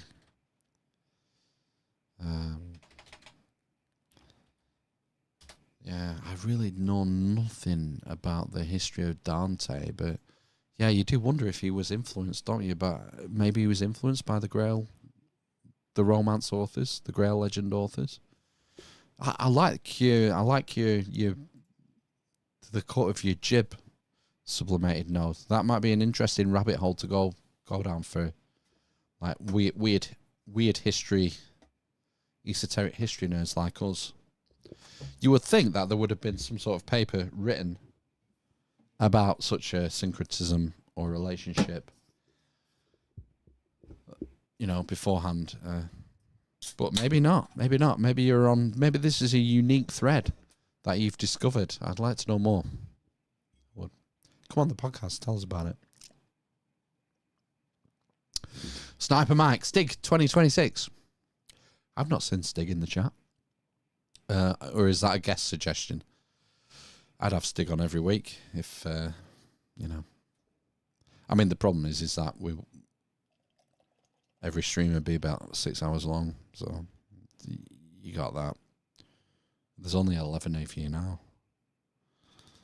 Imagine 5.5 hours of steak. Sublimated no. Joe has been busy pushing for the Dark Enlightenment agenda. Or would that be Joe Rogan, rather. Joe Rogan has been busy pushing for the Dark Enlightenment agenda. You know, the more I've listened to Joe Rogan recently, the more OBS has gone fucking weird. The more I perceive him as an agent of change rather than an agent of truth. I mean, I don't think that's anything staggering, probably to most of you. I think most of you are probably on that road long before me. And I'm not saying this is a recent realization. It's something that I think's been in my mind for a while, but I think it's just more obvious now. It's like it's not even under the surface, really. I mean, if you listen to him and you like the whole alien thing. He's fucking obsessed with it. And he's pushing the AI nonsense now. And, you know, I think I've made my views on AI abundantly clear for those who watch regularly or pay attention. It's not intelligent. It's not artificial intelligence. It's simulated intelligence. It's thick as fuck. But he's hook, line and sinker. He's pushing it. I think I've heard him pushing UBI. He pushes UBI. So he sounds like basically the technocratic overclass that we've been warning against for years. Like a weffer. You'll own nothing, you'll be happy. Oh, the AI will fix it for you. You'll just be entertained to death. It's like, what's the film where? Idiocalypse? Idiocalypse, is it? Fuck me. Where everyone's, I'm baiting. Come back later, I'm baiting. Everyone's masturbating to VR porn. And no one can run anything. The whole society is turning, going to shit. It's kind of like a Brave New World taken to like a satirical nth degree. But yeah, I mean, Rogan seems to be plugging that. I just don't get it. I remember fucking years ago hearing about him, his sort of his masturbatory proclamation of his, I think we're a butterfly. We're human beings are, we're like a larva, and we're like creating a digital butterfly, and that's going to be the internet and AI, and that's the next evolution of humanity. Bullshit, man. You're full of shit. But he was so proud of it, wasn't he? I can't remember what he calls it now. Like the evolutionary butterfly. This thesis that he's so proud of is that man's whole purpose, mankind, our whole purpose is to usher in a new digital age of AI and robots. It's like, oh my gosh, no. Not for me. I'm going to hang on to human exceptionalism. Although, like the atheists and the materialists and all the rest won't agree with me, I think there is something special about the human race. And it's not like I'm a god botherer. I'm a non-dominant, non-dom. I'm a non-dom for tax purposes. I'm a non-denominational, vaguely religious, vaguely Christian atheist. But I'm not, it's not like I've been indoctrinated with thousands of years of the Christian church about human exceptionalism. I've come to it of my own accord. I used to be an atheist. I was an atheist. But I've turned. Quite a long time ago now. I think there's something special about the human race. And I won't hear of talking head change agents like Joe Trojan trying to convince his multi-millions of listeners that we are merely a vehicle for the technological singularity. Yeah, how's that going, Raker, as well? Any nearer? Any nearer to the singularity? Well, actually, we can make images now where people have the right number of fingers. Right, good one, nice. Good, right. Any day now, then. Any day, I guess. The singularity is near my house. It's not near my house. Sublimated note. I've never heard it phrased like that. The dark enlightenment agenda. That's a new term for me. I've not heard that term before. I sort of understand the vibe of that statement, dark enlightenment agenda, but I don't know what that is, what it's constituted by, who's involved with it. That looks like a term I need to look up. Dark enlightenment. It's kind of it's a nice oxymoronically sounding statement, that, isn't it? The dark enlightenment. I mean, some would argue that the Enlightenment was a darkening as well, Anyway, next, we have to get through these chats. Stellar Wings, temperance and delivery, spacing, peace and breadth, cadence, knowing when to wait, when to say something, when to scream it. I too am looking to improve, having lessons now to improve from. Cool. Love it. Very well punctuated comment. Are you getting lessons from? When you say I'm having lessons now to improve, are they self-induced lessons, introspective lessons, or have you got an external help? I'd be interested to know. So it might be something I'd like to look into. Temperance. Yep, we're broadcasting live from Preston, the home of the temperance movement. If you know anyone who's teetotal, they've got this town to thank for it. Didn't stick with me, like, you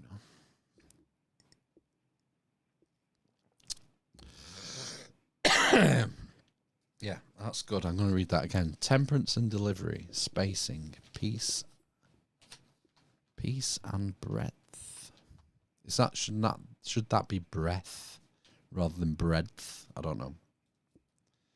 Let me know. Cadence, knowing when to wait, when to say something, when to scream it. Yeah. Delivery. Yeah, nice. Sublimated node, Mabinogion, also with Peridou, may have inspired Wolfram and Chrétien de Troyes. Yeah. I'd be well up for that. I confess, I've never read the Mabinogi. I've never read the Mabinogi. I wouldn't know which one to get. I need to grab hold of Marshall Abrams or Esoteric Paul, Esoteric Explorer, you know.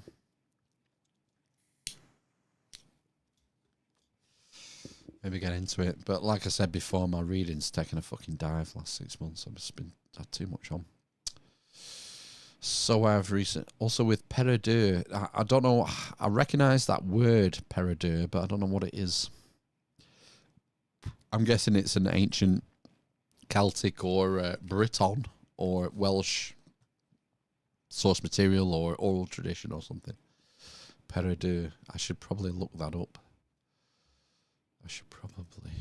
While I've got half a chance, I'll just nip here and look up Peridou. Oh, is it Percival? Oh, fucking course it's Percival. Peridou, Welsh pronunciation, Old Welsh. Peridou is the name of a number of men from the boundaries of history and legend in sub-Roman Britain. Oh my God, I love this. The Peridou, who is most familiar to a modern audience. Modern audiences. The Peridou, who is most familiar to modern audiences, is the character who made his entrance as a knight in the Arthurian world of Middle Welsh prose literature. Gurgi and Peridou, the sons of Elifer. Oh my God, it's like Lord of the Rings. I love it. Of the great war band, the Cascord Mor, and are sons of the curling dynasty of the Hylian genealogies, making them first cousins of Urien. Likewise, a pedigree from Jesus College manuscript 20. Also, that'll be of the Peridou, or of the Mabinogi. Includes Gurgi and Peridou as brothers together with one Arthur Penuchel. Now, Penuchel sounds more French than Breton. Penuchel.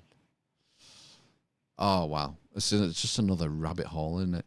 But it's Percival, and Percival being, you know, traditionally the most important character in the Grail legends. Would you not say? I would say Percival he's like the heart of the story, isn't he? Doesn't he? Is he the one who just misses out on the Grail? No, I'm blanking. It's been that long. You know, in one of the stories, doesn't Percival make it to the Grail Castle and meet the Fisher King, and he forgets to ask the question? Maybe something in the back of my head is saying that. And in some, is Percival not the son of Arthur in some of the whatever? Anyway,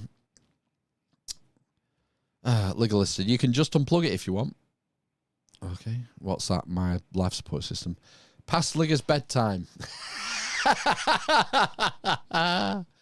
Oh, a new join. You're a bit late joining the stream. We're switching off in a minute. Truth is our reality. I prefer live streams. Well, you did, but now you've landed here. So we might put you off live streams, to be honest. We're not very good at them. I'm trying to get more interactive with the chat, as I explained before, but Oh, it's hard to teaching a new dog old tricks.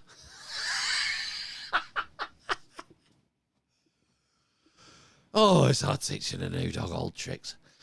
The much needed human interaction. Yeah. We, YouTube and all these other platforms, they want you to be a consumer, right? They want you to consume product and consume advert. Like, they want the shows that have the most viewers so they can sell the adverts for the most money, and basically the adverts are kind of targeted through cookies and stuff. They want you to be a good consumer. So you're right, with live streams like this, although, there's only a few of us still checking in at this time of night, you can chat with each other. You can have some human interaction. This is a new forum, This didn't exist 20 years ago. You couldn't just chat to random people on the internet in real time. All right, you had message boards.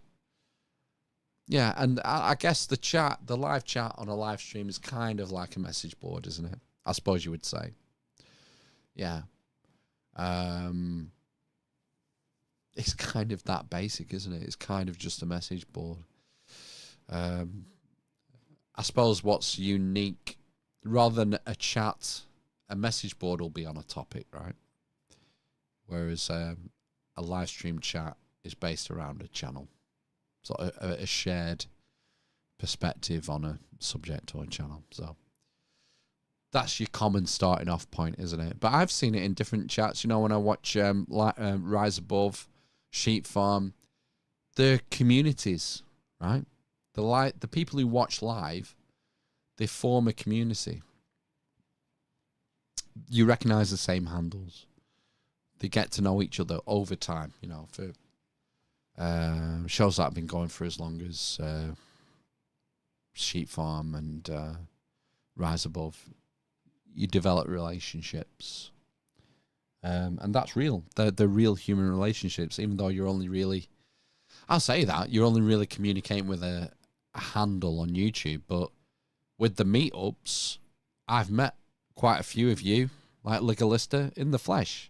I know you're not just a phantom of the algorithm. You're a real flesh and blood human being. I've met you and shook hands with you.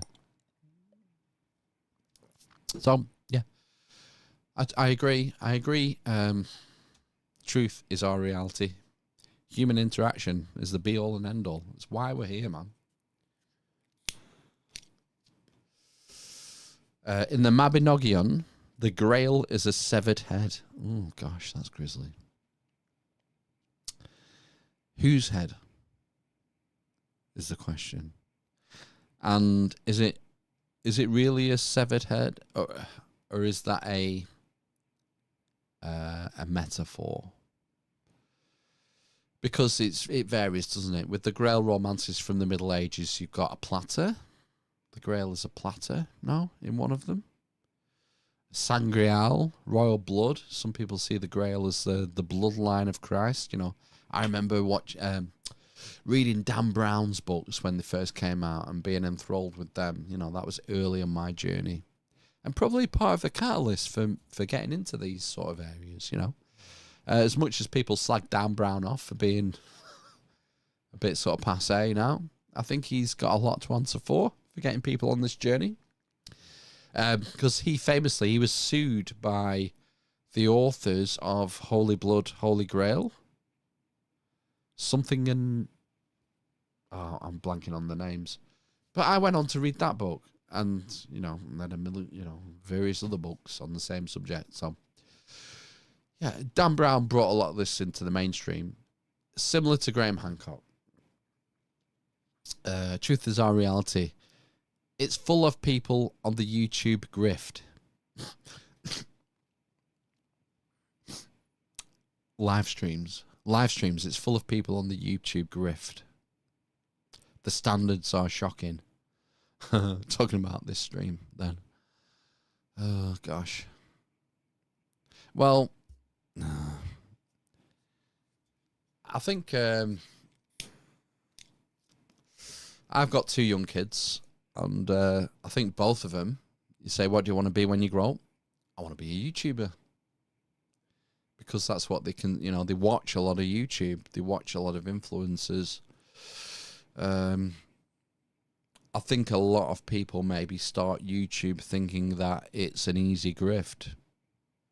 But I think I've proven pretty concretely that there is no grift in YouTube. You can plug away at this thing for almost 10 years and get absolutely fucking nowhere.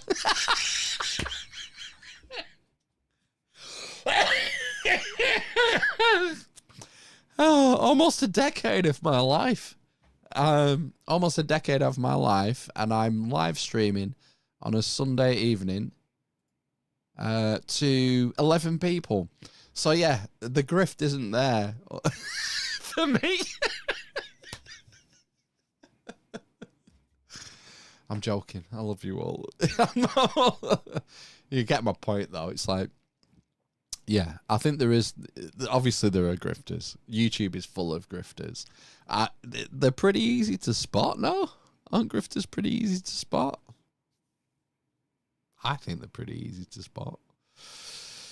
And it depends how you define grifting. Like, I don't think there's any shame in starting YouTube with the intent to do it as a job, as a living. I think that's fine. If you're providing value to people, you get big enough following where the advertising revenue provides you with an income. You're not doing anyone, you know, I won't say, you're not doing any harm to anyone. You're doing your cookery channel or whatever. What's the fucking problem? Gosh, if I had £1 for every time I've been on YouTube to look up for a recipe or how to fix a fucking handheld Dyson vacuum cleaner trigger, you know, these things are valuable. So they should be paid. They should earn money from it, you know. I think a lot of it with YouTube is people try and shortcut maybe, and they maybe you get a lot of this faceless AI content, which again, hopefully YouTube is going to get hold of and just put an end to it, because it can't be good for advertisers, can it? To have people watching mindless AI slop. I'd imagine that would have an effect on the effectiveness of the advertising, because you're just advertising to fucking brainwashed fucking sheep just watching AI slop all day. Yeah. Maybe the market will correct that. Maybe the market will do it. Maybe people like the advertisers will pull the string. They'll say, whoa, whoa, whoa, YouTube.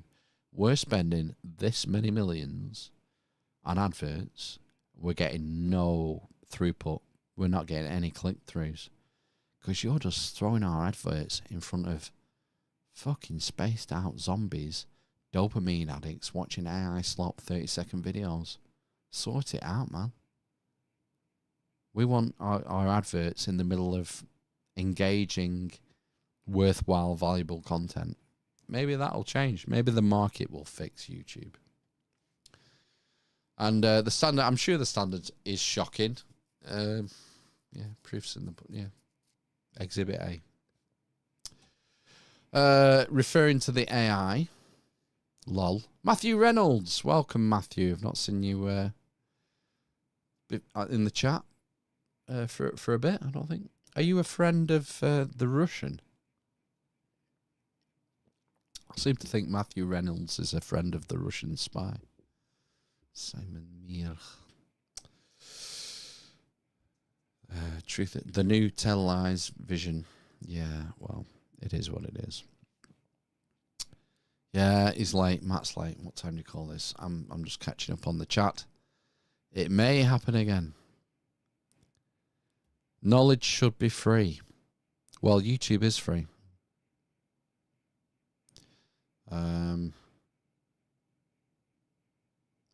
Knowledge should be free. Yeah, I agree. That's I think that's an inarguable statement. That's what I don't like about these. You get the vibe that some of these secret society type places, you get the impression that they're like, knowledge is not for the profane. Knowledge is for the initiated. Knowledge is for people who are ready. Knowledge is people who have proved themselves worthy. No, bollocks to that. Knowledge should be free. I agree. And this podcast is free. And it's finishing now. You might not learn out, though. I can't get you. You might learn how not to do things on this podcast. Oh, yeah, I taught you how to do an oil change once, didn't I? On this podcast. I knew it. Matthew Reynolds. Spetsnaz operative. 2241. You've even got your KJB number on your YouTube handle. Sloppy Matthew Reynolds, 2241, yeah. All right. Yeah. TK421, why are you not at your post? TK421. Yeah, change your handle to Matthew Reynolds TK421 and you'll go up massively in my estimations. Why 2241? Is that the pin for your Pornhub?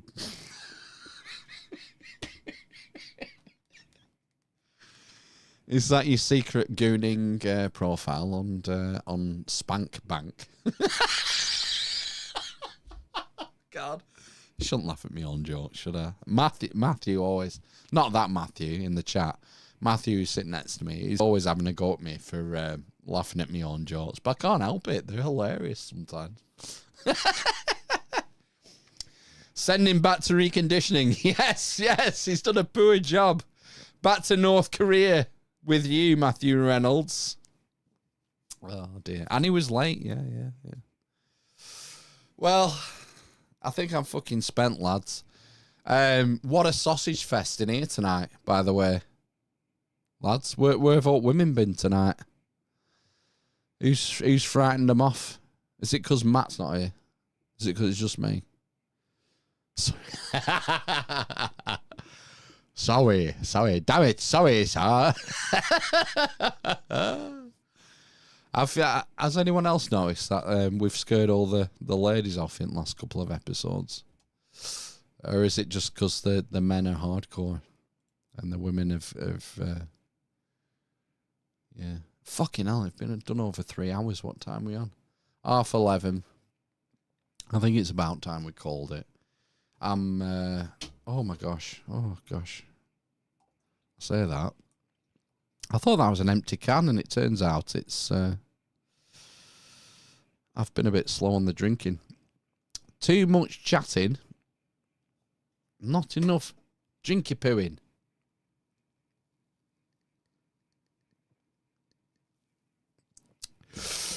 Sniper Mike. What happened to Auntie? Auntie Corvia? Is she not active anymore?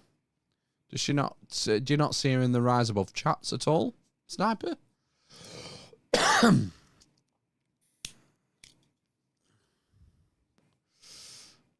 I follow Auntie Corvia on Instagram, and I'm sure I saw her post something. Post a meme or something in the last couple of weeks. So I'm sure she's still knocking about. I'm sure she lives in our town as well. She, the thing is, I don't know what she looks like. She could literally be my next door neighbour, and I wouldn't know. Because there's a. I think we're the same. Oh, that's it. I think we're the same age as well. I was going to say we might have literally gone to school together, but no, because I seem to remember that she's from Wales originally. She's like one of those original Grail legend wenches. Like one of those virgins from the Grail castle. And she's shipped over to Lancashire like in the 90s. So, yeah. Yeah, she could literally be stalking me. I wouldn't even know. The Memestress, yeah. Yeah, Mrs. Memestress. She's still like, you're asking like she might be in danger. I'm sure she's still around. She's still posting stuff. I'll have to check her. I should check her Insta. Let's have a look. Let's go to Instagram. Where's the search bar? I very rarely use Instagram. I just put Auntie in, and there she is. Auntie. Where's the last post? Oh, I said it was a couple of weeks ago. 8th of May. I'll just pull it up for you so you can see in the live stream. If I go to Instagram and flick that up. There you go. There's Auntie Coviet. Source of hantavirus outbreak revealed. Hey, reference Roland. Yeah. So that was 8th of May. So that's, I'll tell you what, that is like a month ago. But she isn't prolific on Instagram. Maybe, you know, I think what you have to remember is that during 2020 and 2021, people were particularly isolated. And that made people reach out and latch on to groups online. I'm sure that's why Rise Above started, wasn't it not? And that's where I first heard about her. So it was in the Rise Above chat with her memes and stuff. The thing that gutted me is that fucking pandemic was well over and done and dusted by the time I'd heard of like Rise Above and Sheep Farm. I think it was like 2022. I want to say it was like 2022 when I heard about. I don't know. I'd have to look it up. I was like totally isolated in 2020. It was fucking horrible. And it winds me up when people say it was fucking great. I fucking remember seeing Lance saying it was fucking brilliant. Like, he loved it, the lockdown and stuff. And it just it boils my piss. I fucking hated it. The whole fucking world was going insane around me, including in my own house. And, yeah, it's kind of unforgivable. You know, I enjoyed 2 weeks of not having to work, and then, yeah, I fucking hated it. I just wanted people to snap out of it. And I tried. If you were watching this fucking podcast at the time, every fucking week I was battering it to try and snap people out of that shit. But, you know, it is what it is. It is what it is because you are who you are. That's why it is what it is. Is what it is. Or it is what it is because you are who you are. That's why it is. Yeah. Yeah. Never a true word has been spoken.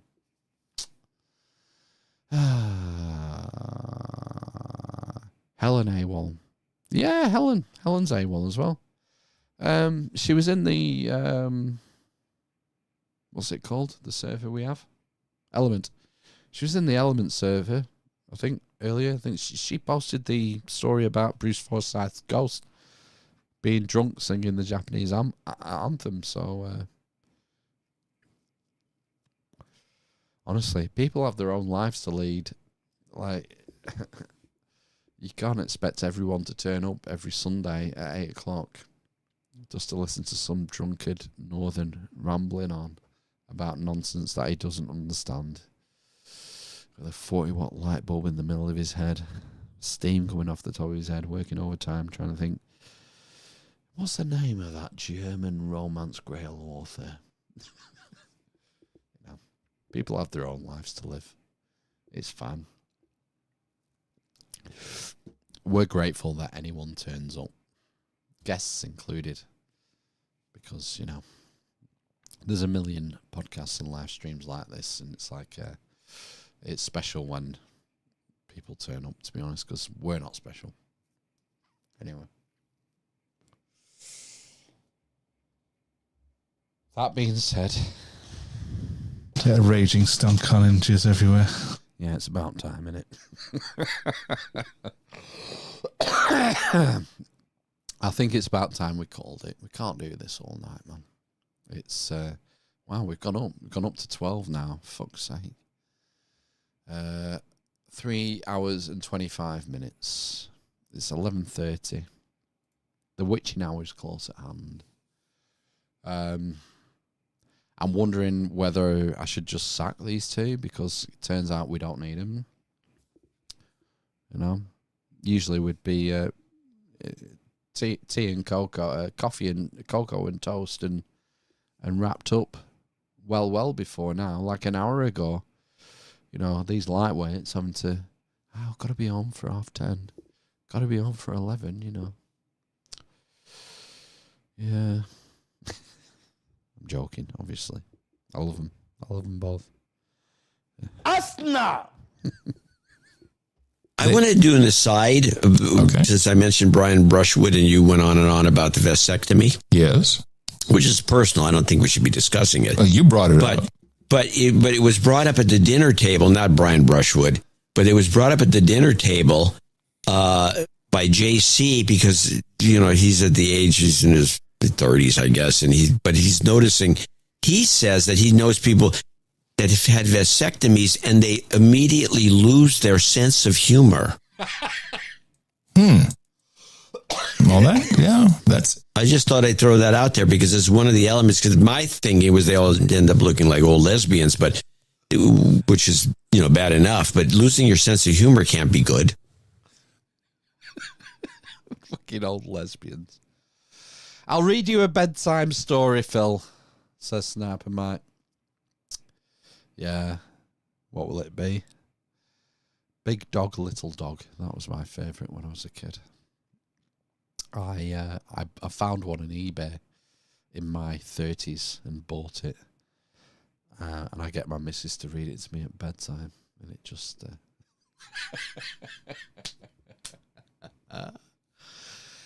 Right, for the final time, I think I'm calling it. I like what you got. Good job. Yeah, yeah, it's chaotic. We'll go before we get too drunk and say something that'll get the channel banned. I think that's a wise move. Thanks everyone for joining me tonight in part 2, particularly, and giving me something to, you know, to engage with and react to. Sniper Mike, Matthew Daniel, Matthew Reynolds, Legalist,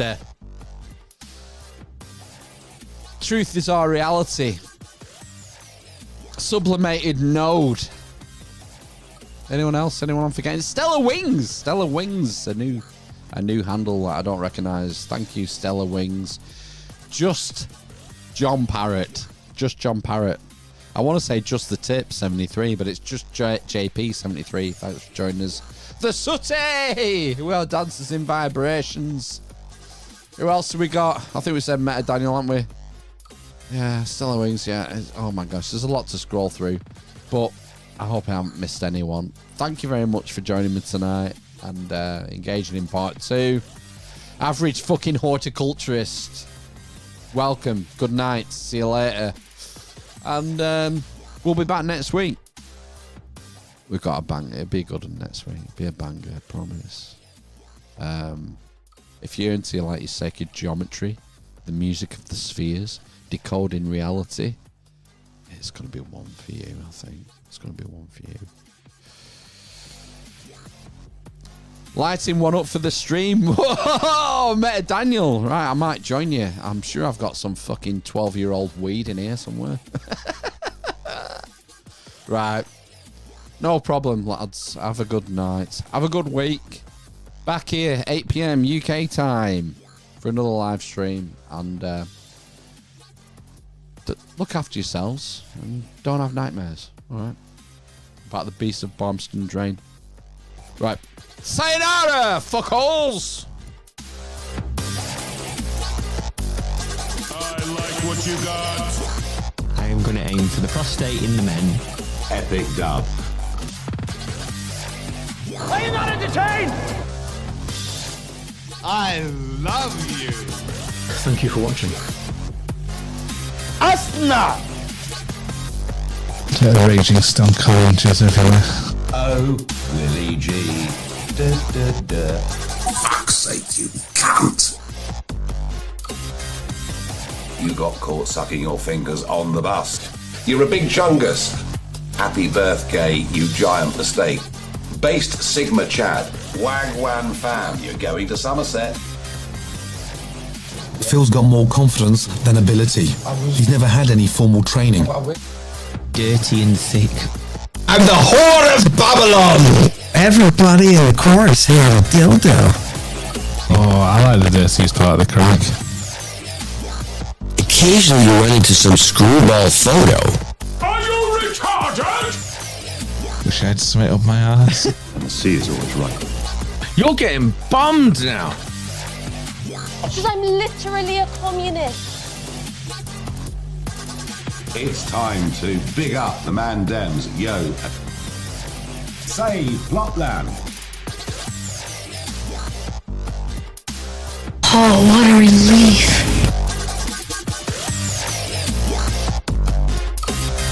Gape at the majesty of it.